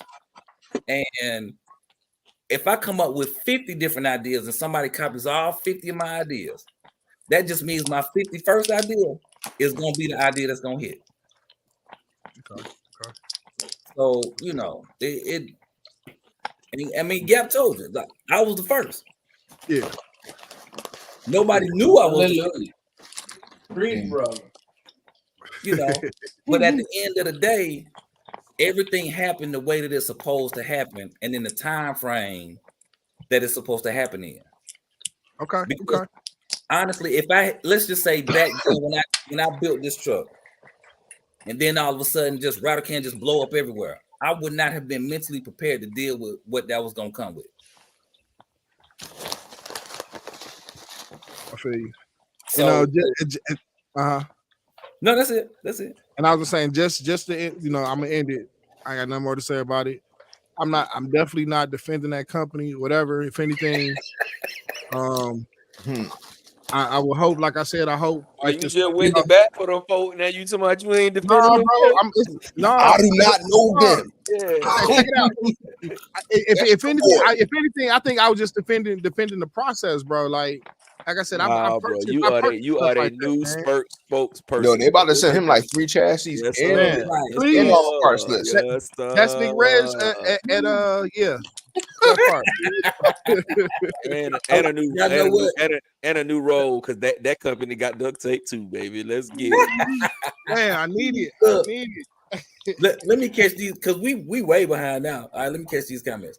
All right, Dex Andrew says, I put in fraction EXB diffs in my Mojave with sweeps, big rubbers. Hey, yeah, that's tight. That's tight. Yeah. I bet that bad boy move nice now. Anthony Johnson say Big Reg got RC fever and intervention is needed. Hey, Anthony Johnson say, Reg, you gonna buy that? You gonna buy it? I see Daniel say, what's a good bash and budget kit for $500 for the backyard? I would just go with a ready to run and be done with it. Just get like a Outcast or something. Get you a little Team Corrali. Yeah, Team Corrali too. Yeah, and go from there. Anthony laughing with Dion. Roscoe says Raz Sheffrin did that whole process for the Limitless. He basically remade a better Limitless as Perfect Pass. All right, He-Man Shine getting in, fellas, been bashing. That's what's up. Thanks for joining. All right, I thought we had more comments than that, but I guess not. They was listening. Yeah. And matter of fact, let me say this too. We got to say this sometimes for the people who watch it tomorrow or next, whatever case. Just because we go back and forth on here, it ain't no issue. Because in 30 minutes, we are either gonna be. J Mitch, is that good? Is it good, J Mitch? Man, I can tell. I hear how good it sounds. I gotta put that joint down. But yeah, it ain't no issue. It ain't no beef. It ain't like it ain't nothing. And tomorrow we're gonna be laughing and giggling, and everything gonna be everything. So y'all, when y'all hear us debate or go back and forth, it's just that, a simple debate and a go back and forth. It ain't nothing. Ain't nothing. It ain't nothing. Debating is a sport, Rattle. It's a rattle, man. We just doing a little, it's friendly brain sport. That's all. Now, but people will come on here and be like, "Oh, I heard them going back and forth and they beefing." Yeah, nah. We really be like, well, where's the beef coming from? This ain't Wendy's or Crystals. Like, what are y'all talking about? Ain't nothing going on like that. So yeah, constructive criticism. But in sports, it's winners and losers. Who won and lost in this one? Hey, come on, Ted. Why you got look. Hey, man. Reg did not go down without swinging, though, bro. He fought for his company, bro. He fought for his company, bro. He got their tattoo on his back. Yes, sir. Yes, sir. And he got his car wrapped in their company vinyl. Yep, it's real car. They man, just with their phone number on it and the real instructions to build a whole car. I would do all of that. Just send me a limitless chassis or two. Send me one of them web chassis. You know? So okay, here's the question. Here's the question. Here's the question. Mm-hmm. If they hit you and was like, hey, we want to send you just the piece, the stuff that we were selling for $400. You have to go do everything else and give us your feedback, or give us we're gonna beta test with you. Mm-hmm. I would do that because that's what Scorch and other people do all day. When Scorch probably made the long chassis, or whoever makes a XL chassis, I think they make one too. They probably sent it out to people to try, and they said, we recommend these drive shafts. And then they probably next time, if they make drive shafts, they probably sent it out with those drive shafts. Like I would imagine that's kind of how they do it. I doubt it. Okay. They make drive shafts. So why would they tell you to get your own drive shafts and they make that would be crazy. When you get somebody to test something for you, majority of people who get somebody to test something for you, they're not paying for it, bro. They sending it to you ready to go. You know what I'm saying? They sending it to you. You're not. That's what I'm saying. I don't think you're paying for it. If you I don't think you're paying for it. No, that's what I'm saying. They gonna send you the chassis kit in air quotes. Yeah, I got you. Then you got to I'll have to supply everything else, everything you see other than the 2-3 pieces of carbon that's on the car. Right. I get what you're saying. You would do it. I definitely would be interested. And would I do it? Do it as far as what? Make a video? No. Would you partner up with them? Like, hey, Reg, here's this. Go put this car together with.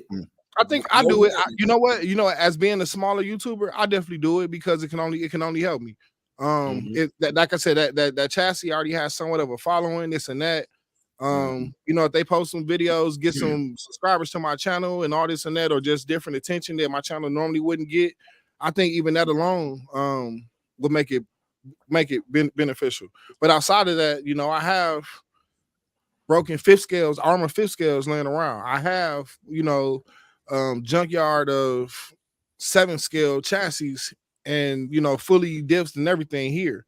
So for me to get that, it wouldn't be nothing. You know what I'm saying? It wouldn't. If it's something special that you would need, then that would be something I'll have to buy. But I'm pretty sure I have all of those pieces. Oh yeah, I don't have a dual motor mount.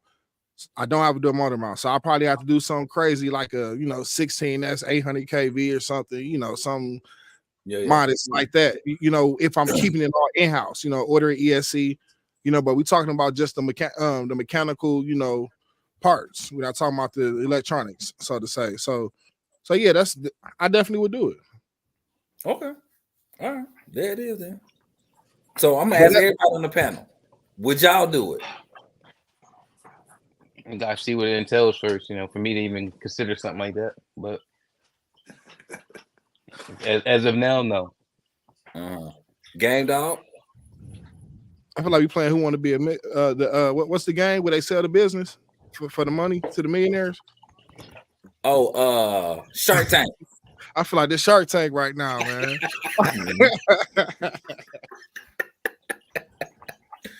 Man, all right, let me catch these comments. We got a few now. Hold on. All right.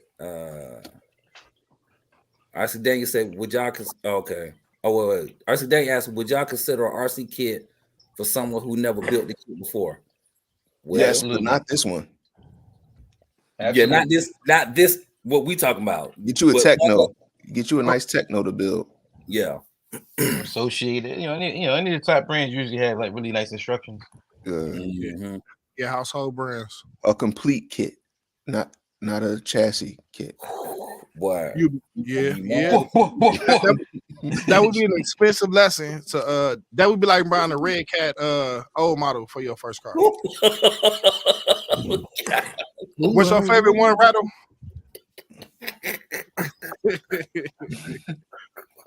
It is be for uphill great fun battle. Good grief. Oh man. Rasta you said we was just listening. Well, we were listening. Earl Moorhead said, like Burger King, just like Dad did it. He's laughing. Rasta said these debates are good for all RC kind. Hey, gotta do it. Dex Andrews says it's not a true fifth scale because of the diff. That's true. Interesting. Brooklyn 718 said that was him in the picture with Original Man, by the way. Yeah, that was Brooklyn 718 and Original Man in that picture. Yep. Yeah. Anthony Johnson say they hiring Big Red just research and development. Hey,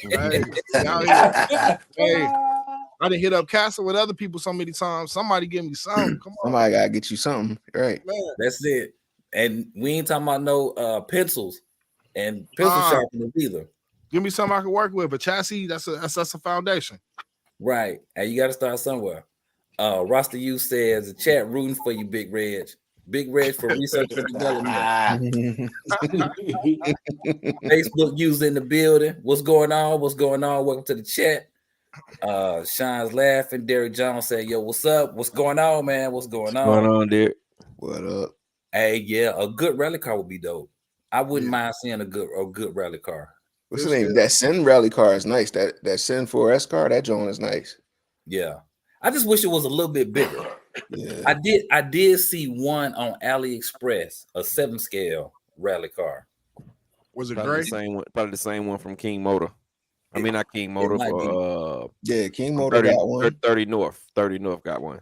Yeah, it might be a good little 7 scale. I'm scared of AliExpress though. Like, Ali work. They work. You just might take like 6 months for you to get. Yeah, I was about to say you might get it today, you might get it next week, you might be able to play tomorrow. I don't know. They're gonna call you. What is this thing? Right. If you put your order in now, you might get it for Christmas. But at the same time, it's some stuff you order. You be like, how I get this 2 days? Like it's crazy. Right. It might be a lane though they can use to start making bodies for, like, a Mojave chassis or something. He's saying recommend a rally car. I would say the MCD. What's the MCD? XR5. XR5. Yeah, XR5, which would be dope. Mm-hmm. Which would be dope. Or the Roving rally is nice too. Mm-hmm. But you know what, the Roving rally, you got to convert it from gas to electric. So just keep that in mind. Yeah. Got to buy some extra parts to make something work. Dang, See, Reg, there you go now. There you go. And you know what's crazy about that conversion kit? The true MCD one is cheaper than the Rovan one. Right. That's what's real crazy about that conversion kit. So just to make sure I'm understanding correctly. So when you buy the conversion kit to go from gas to electric, do I have to go find some extra pieces to make the kit work? The conversion kit come with everything. It's gonna have everything you need. And it's all right there. Okay, got it. So they ain't gonna email me a list of other pieces that I need. They knew that was going and then tell you got to go get one from somewhere else. No, they're not gonna do that to you. Hey, that would said it was coming. I heard it. Hey, that would be wild. Somebody buy that or buy a kit like that for real, and then in the kit box tell you these parts needed to, you know what I'm saying, assemble. Man, I would definitely flip out. Mm-hmm. That would be wild. Send it and back. I'm calling my car company. You wasting my time. I might not send it back. I'm just calling my car company. Yeah, I'm done with that. Yeah, we're not gonna play that game. He-Man Shine asking, what's your type? On road, street bash, in the backyard thumping, or crash? Oh, he asking that. RC Daniel asking, how can you tell a car or truck? How can you tell if a car or truck is a true 8th scale or 7th scale? Whew. I'm the last one to ask about them scale sizes because it makes no sense to me. If you look at E-Revo, Traxxas calls the E-Revo a 10th scale. But you put it right next to a Sledge and a Creighton, they are both considered 8th scale. So I don't understand the logic in it. So I don't know. You would say, like you said, the diffs would be a one way to do it. By what the company put on it, but you talking about truth, you gotta just, I don't know. I wouldn't be able to tell you. Yeah. I guess the scales are very weird because they call it's kind of a mystery if you don't got like a 1-to-1 card to start with. You know what I mean? Yeah. Makes sense. Then you think about it too. That scale number is kind of advertising. You know what I mean? They call something the 8th scale that's really a 10th scale, or something a 10th scale that's really an 8th scale. You know, it's a form of advertising. It's to the point now where you even notice with Traxxas, they don't even put the scale on the X Max or the XRT. They just be like X Max, and everybody just assumes I think they call it X scale. Yeah, they put X scale on the back. Yeah, they made up their own little marketing. Yeah, it's weird though, because when you look at cars like the Vendetta, they call it an 8th scale. Until you put it next to a real 8th scale street car, is nowhere. It's not big as a 8th scale street. It's not as wide. Yeah. What is it? What is an 8th scale street car? What is an 8th scale street car? Yeah, GT8. Yeah, the Kyosho Inferno, DM1, GT7. The Serpent, the Mugen. About VT. It's a whole lot of 8th scale street cars. DM1, that's more like a 7th scale, Ted. I had one of them DM1. Yeah, that is. It was well, they got a 1/7, and they had a 1/8 too, though. Yeah, like they just start calling. They just start labeling the Asuga now as a 7th scale too. When at first they was marketing as an 8th scale, but oversized 8th scale. When you go, when you go on a site now, it says 7th scale. But when you put it next to a 7th scale, it's not big as a 7th scale.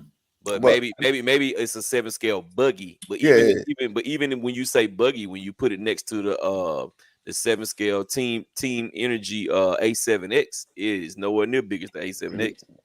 Well, when y'all was saying you're gonna go by the diffs itself, right? That's kind of a misnomer too, because the Velarlo AK917 got 8th scale diffs in it, but it's a 10th scale touring car. Yeah. So I mean, like, it's really no way, like you said, it's really no way to really define it unless you got a 1-to-1 car to say, okay, cool. Now we look at the measurements and we can say this is 1/12 of a scale of the original one. Yeah. So I got a question. I believe the Armor Typhoon 3S and the Armor Typhoon 6S are the same exact size. Correct. I got a question. The Senton, the Big Rock, the Creighton, the 3S. Are you saying 3S Senton? Yes. All of those cars have the same exact chassis. But not the same exact arm. And they don't have the arms don't matter. We're talking about length. We're just talking about length, wheel to wheel. Wheel to wheel. But the scale detail ain't the same. Like they little. You look at those bodies. That Big Rock body little. Yeah, so I think the Vendetta is bigger because the Vendetta has a front and rear diffuser that makes the car at least 4 inches longer than the other ones. 2 in the front, 2 in the rear, or 1.5 in the front, 1.5 in the back. Because of the, I think that length plays a little factor in that. If the Typhon is considered to be 8th scale, because that's the long wheelbase of the 3S line, and there's a few other cars in the 3S line that has that same exact chassis. The A arms don't even matter, but that just control how wide, like we're saying, the wheel's gonna be. So dimensions definitely play a part in the scale. So Armor called a short wheelbase cars 10th scale in the 3S line. In the 3S line, all of them are called 10th scales except for the Typhon. Yep. Typhon's only all the rest of them are 10th scales. Even when you get into the V2 Creighton 6S and the Creighton 4S and the Outcast with the longer chassis and the wider arms, it's still considered a 10th scale. The only one is the Typhon. That's the only one that they say is an 8th scale. I'm looking at it right now. It says Armor Infraction 4x4, BLX 1/8, Armor Vendetta 3S, BLX 1/8. Yep, and they call them 1/8, but when you put them next to a real 1/8, they get swallowed. All right. So my real question, I forgot. I got lost. My real question is: the 6S Typhon really 1/8 or 1/10 if it's the same exact size of their 3S car? It's a standard size or 1/8 any buggy car that's out there. Scale buggy. Buggies are smaller. Like if you go size to size, if you look at a 5th scale buggy, it's gonna be smaller than a 5th scale short car. And narrower. Right. And they're saying the Mojave 4S is 1/8 scale. It is though. It is. Okay. But Gang Dog hit the nail on the head when he said you got to have the true version of the car. because a short course truck is huge out the gate anyway. Yeah. So an 8th scale short course truck is gonna be bigger than an 8th scale buggy. Mm-hmm. You know. So but 8th scale short course truck ain't nothing but an 8th scale buggy. For the most part, yeah. I mean, they got ladder drive lines in them, but definitely it ain't but an 8th scale buggy. A Sentin 6S and a Typhon 6S is the same doggone thing. They had the SL versions of the buggies. Remember, they was doing like a super light, so they were basically taking like the drive line out of short course truck and putting the buggy body on it. I see Daniel done sparked a whole new ramp up in the conversation. So I got a question. Which one? Hey, Ryder, which one? Which brand? To me, my answer is Losi before I ask the question. But which brand is true to scale for the most part that you know of? Losi. I think Losi is true to detail. Yeah, the scale, they're gonna give you more stuff that look realistic. However, let's say for example, their buggy, the DB Pro, the small one, it's the same size as a Typhon. What do they advertise it as? Oh, I don't know. 10 scale, probably because of the diffs though. And this is them diffs is the 10 scale. Yeah. You know, with a short course truck, I mean, they got the same short course diffs they had forever. They keep remaking the SCTE over and over and over. And also, if we go by scale, some of them cars are bigger than real cars. Like they got really they got 1.5 feet of travel in the suspension. Like them cars, those trucks are really big. Yeah. Like look at the Promoto. That's considered a 4th. Yeah, that makes sense. So yeah, RC Daniel, the answer is we don't really know. Good question. There's no standardization on it. You know what I mean? So until there's a standardization where everybody has to follow it, you really can't decipher. It's based on how big the original item is. Yeah. So yeah, and if you look at a Creighton, ain't no real life version of a Creighton. Mm-mm. You know, where is that at? But yeah. So Brooklyn 718 saying thanks a lot, fellas. I'm definitely a fan, even though Super Dave be sleep. He laughing.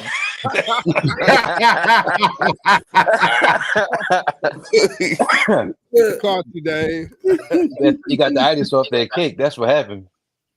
Look, Rasta, you said rather don't let none go. Hey man, I love a good joke, man. I love some good jokes. That's what keep things going. Mr. Bradley said they judge it by the wheelbase. He said that twice. But so here's my question though, Mr. Bradley. If it's based on wheelbase, then how is the Vendetta and the Typhon the same length, wheel to wheel, but they two different sizes? They two different scale sizes, rather. They actually not though. They both 8 scales. They're both 8 scales. Oh, you're right. Yeah, my bad. Never mind. Scratch that. I mean, you still can use the same thing that we've been using. When you put it next to a real 8 scale, it's not as big. Yeah. Just look at your bodies when you go to. Let's just say you go to Delta Plat or you go to Bitty Designs. The body on the that 8 scale is like on the Vendetta. It might be like 300 millimeter. I mean 310 or 315 millimeters or something like that. A true 8 scale is 365 millimeters. Yeah. Valid. You get the long, but then remember they did the same thing with Kyosho. Kyosho had the GT. Not sorry, what was it? That was a bio with the two different ones. They had the VT and then the GTB. They had the GTB and the VT. Kyosho had the same thing. They had a long wheelbase version of their car too. It was the Inferno. They had a long wheelbase of that too. Mm-hmm. But they still called it 8 scale. It was more along the lines of a 7 scale. And while they talking about me being asleep, I'm actually watching TV, so you can't really see it. But yeah, I'm watching TV. Those y'all that really want to know, I ain't sleep. You said, "Oh, Super Dave is back." Look, Roster, you said Super Dave about the drool. He over there. He-Man Sean say the scale should be true to all brands, and batteries should have the same C rating. That C rating, yes, I agree with that 1000%. But whoo, Cause boy, that is all marketing employed to get people to buy their pack versus somebody else's. Yeah. Now that it ain't governed by anybody. Hey, not at all. We need to make some batteries, and we're gonna put 1,000C burst on them and see how many we can sell. The only ones I know that really give you the actual power output would be SMC. They use a power factor. They don't really use a C rate, even though that's on their pack. If you read their website, they tell you like the power factor of what the battery actually can do. They equate that to output. So I mean, that's the only one that I know would truly give you something that kind of references what it would give out. Right. Okay. All right. Oh, he said Super Dave back. Mr. Brad said wheelbase. Dove says I just got a 10th scale truck that is a 3S and $330. I'm enjoying it. Stock front and rear lighting. I like it with lighting drive. Oh, he drives it at night. Okay. Team Associated Rival MT10. Good bang for the buck. Hey, that's what's up. And Dub, I'm gonna tell you this. When it comes to this hobby, and it is your value, you determine your value based on what you spending. If you feel you're getting a great deal, then feel free, run it. Nobody can tell you, they can give you their opinion if you ask them. Like, oh, no, I don't think it's worth that. Or, yeah, I think that's a great deal. But at the end of the day, you're going to be the one driving it. When you take that truck home, you charge your batteries and you go out in the yard or wherever you go, that's your truck. So, yeah. RC Daniel, no, it's nowhere near the size of a 3XLE. It's way smaller than a 3XLE. It's more close to like a Traxxas Max size. My bad. Oh yeah, a 3XLE. Oh yeah, no. A 3XLE really is about the size of a 7 scale when you think about it. When that goes back about it. That goes back to what we was talking about last week. You know, we was talking about monster trucks. A monster truck is really classified by certain things, but they just use that terminology to say it's a monster truck when it really isn't. Right. I think X-Max is a true only monster truck. We really no. One of them. They don't have a transmission. They got a diff in it. That's not it's not a monster truck. Yeah, that has a solid rear axle, so that's not a monster truck. You're right. Neither one of them. No, the Outcast, the one we like the most, it is not a real monster truck. No, I never would have thought. No, I never said that. Losi LMT is the real monster truck. Yeah. And somebody else made one. It's a white truck. Yeah. The USA one. Axial make one too. Okay. Losi make the. I think they got something called the Mud Sling or something. I think. Yeah, the bog hog and the King Sling. Yeah, the mudslingers. Yeah. Those actually, there is a lot of. We don't. Well, I can tell you, we don't really get into this lane, but it's a whole bunch. I watch them. They be having like these like Monster Jam RC brawls, whatever. Mm-hmm. But it be a whole bunch of built cars. They all monster trucks with the They to me that is like XL crawlers, based off of the way they built with the cages and all that kind of stuff. But yeah, it's a crazy world of that. And then they got the glory holes too. Not the ones y'all thinking about. That goes back to what I was saying earlier with the guys who making that chassis. But that's why I say that's a small space in the world of RC. Because if you look at how many speed run guys you watching, and then you go look at one of them monster truck events. Look at how many jokers out there with them monster trucks, and they spend money on them bad boys. They not like, oh, I'm only gonna spend $200. Or you go look at a YouTube event where they showing crawlers. Yeah. The speed run guys, it's 1 or 2 guys out at a time. Maybe 10. The most I've seen is like Kevin Talbot, and they at some spot, and it might be 7 or 8 of them out there. Yeah. All right. Back to these comments. So Mr. Brad says there are two different classes. So one's a buggy, one's on honor roll car. So got it. All right. RC Daniel. Okay, we got that. Mr. Brad, he says buggy scales are different from monster truck scales. On-roll scales are different than trucky scales. Yeah. In fact, that is a fact. Dove says to each his own indeed. Yeah, man. That's it. Mr. Brad, I wish I could get on the call with you guys so I could really express and explain the difference between your scales. Do you want to get on here? If you want to get on now, we can set you up for next week because it's already 12 o'clock now. Yeah, I don't think we're gonna be on too much longer. I gotta go to work in the morning. Penguin Kicker, man. Where you been, bro? Where you been? I appreciate it, man. I appreciate it, man. I appreciate that, bro. Where you been though, man? I ain't heard from you in a long time, my boy. Where you been hiding at? Oh, he asked me, how would the RC bike work with the dirt tires? Hey, it's beautiful. Awesome. Yeah, awesome with the dirt tires. Yeah. I love mine. That's it. Sean says, yes, these armors are monster truggies. That's what I call them. Hey, it is. He-Man Sean says, light show RC, y'all running night. Do any of you have a well-lit RC? I don't. I think most of the people here, I don't think too many people put lights on their cars out here. I had a couple lights on some cars, man. But I don't run them at night. A 6-4 Rolalo. Yeah, my Rolalo got some. My DBXLE got them. My Felony had the most though. My Felony was all that. All my cars got light on it. I like to speed run in the dark, so I definitely got lights. I got a red ESC light, a green ESC light. Got all of them. All of them light. When you run outside in the dark, hey, look for that red or the green ESC light. You good to go. Red, you might want to stick to just running in the daytime. Because even with a spotter, as long as you got Kirby, bro, you good. Nah, bro. I got some nice videos running in the dark, man. It'd be pretty chill because nobody be out there. It's just no traffic. You can really hear the car. You don't hear no traffic from the next main street over. Like, it's pretty dope. And the weather is nice. So I think the ESC and the motor like it a little bit, a little bit after the sun go down. There it is.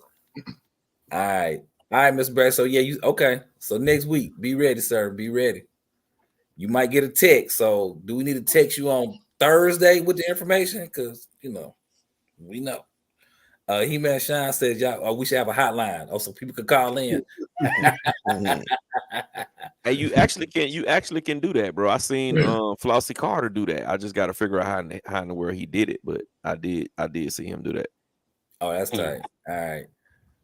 Sergeant J in the building. What's going on? Sarge, what it do, Sarge? Good. IB says, dang, I missed the scale and wheelbase discussion. Yeah. Yep. You missed the diff. You missed the diff discussion, and you missed the Reg. We're talking about his company. Lipo. Hold on, we missed the lipo discussion. Lipo discussion. Yeah. You could catch it on the rewind, though. Yes, sir. Yeah, and when you catch it on the rerun, make sure you smash the thumbs up button. Then go get your daughter phone, cut it on there, smash the thumbs up button. Then your auntie phone, and nothing but thumbs up. That's all we want to see. And watch them all at half speed. I was just about to say that too. Just let it play. Just let that sucker play. Yeah, watch it at work tomorrow. Just have it playing in the background. Right. I do. Oh, easy man. breezy. That's what you're doing. We know that, Dave. We know. What? Sean say Mar-a-Lago Omni Terminator is for sale. Oh, wow, already. I seen one of them run this weekend for the first time, and they run good, bro. Those little trucks run really good. Oh, he say he can't rock with the small RCs. Well, how much you selling it for? The hot $5 is on the way. There it is. All right, Mr. Bradley, I'll keep in touch with you. I'll definitely keep in touch with you. Oh yeah, they like this little hotline idea. So Gep, you got some homework to do, I guess. Who? You? I ain't got no homework to do. My homework was done, my boy. This hotline gonna be too funny, man. That would be dope, bro. That would definitely be dope. Just send me your number, router. I'm gonna give it to him. You just put it on speakerphone. When they call you, just put it on speakerphone. Okay, here it is right here. It's 1-800 DEEEE. That part. Y'all know the rest. I got an 8x8 number. Tell him again. I got an 8x8 number y'all can use. ain't associated with nothing of my personal, so I don't care. Yeah, but no, I'm pretty sure it's a software. I believe they're using OBS or some. I'm not sure with StreamYards, but yeah, some type of third party software you download. We can make it easier. If he say he got the number, I'm gonna put the number on the bottom of. You see, I got the thing rolling at the bottom. I'm gonna put the number down there at some point, and we're gonna open it up for questions. And whoever wanted, they can just dial that number, and then they can ask their questions on speakerphone, and then that's it. I think that would be dope, and that way everybody can get in. You know what I'm saying? That everybody get a chance to come, say what they want to say. And y'all gotta understand too, if y'all say anything sideways, crazy, they got that app. They got that app, Google. They got that app, Google Voice, where you can just go pick a phone number. That's what I was trying to tell you. Yeah. That too. All these joints recorded too, so if y'all calling talking reckless, you know what I mean, we got it on record. Used for prosecution. I think that was Dub. Dub, we start at 9:15 on Sundays, and sometimes we do pop-ups. Yeah, during the week. Yeah, that's it. That is it. All right, Dub. Sean, he asked you, Sean, how much you want for the truck. Sergeant J says, yeah, one of my troops got one, and it bashes hard. Oh, okay, all right.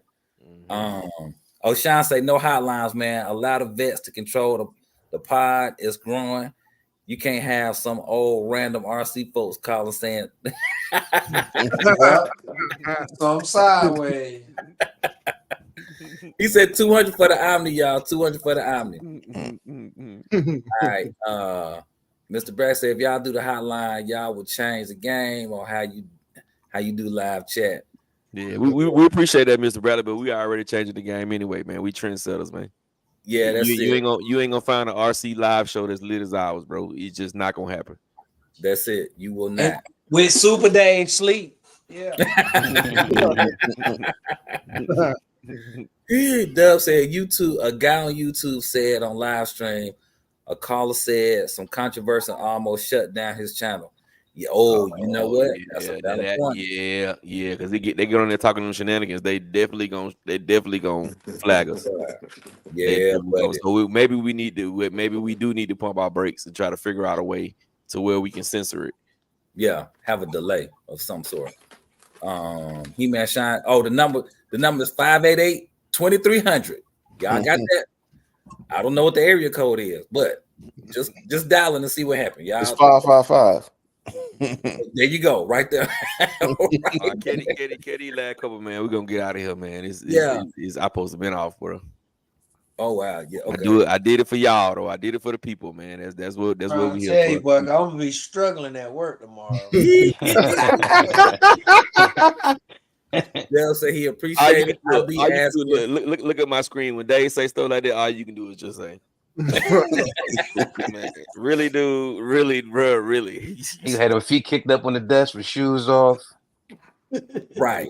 With a stack of everybody else just get a stack of pancakes. He got a stack of pork chops on his desk. Like, really, bro, you eating a stack of pork chops at work? Like, man. Yeah, man. So I'll be asking any thoughts on the ZD Racing MX-07 430 millimeter wheelbase 7 scale. Anybody have first-hand experience? Nah, we got a whole video on it, bro. The last live stream last week. Go back and check it out, Dub. Last week's live stream, we did a whole video. I mean, we did the whole the first half of the segment talking about that car. So go back and check it out. You will see on the thumbnail, you will see the car on the thumbnail. We did a whole live stream on that. He said I consider it thanks. If you do live or delay, yeah, we have to delay it. Sean says validated and vetting guest interviews of industry folks, YouTubers on the crime side of YouTube, or popular personalities. Have Earl Long start there. Ivy says, what? No way, I'm so behind. I'm sorry. Okay. Ivy says, thank you. We'll definitely check that out. Rasta says Dave should be good and rested by now. Hey,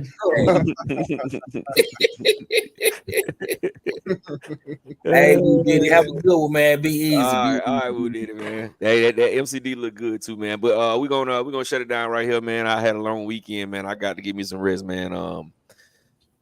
we appreciate everybody for coming out, rocking with us. For the people who coming in late, make sure you wipe your feet before you come into my house. Smash the thumbs up button. It is absolutely positively free. We may do a pop-up one day this week, so y'all just be watching for it. But definitely we will be back rocking next Sunday between 9:15 and 9:20. It was a great show tonight, man. We appreciate everybody for coming out. We're gonna start at the bottom and go around the bend, starting out with my brother Game Dog. Peace and blessings, man. Peace and blessings. My brother Rich, aka what's the name of it? The R&D for whatever the name of that company.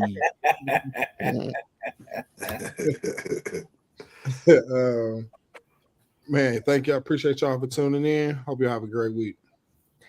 My brother Super Dave. Yeah, man. Y'all tell somebody y'all love them.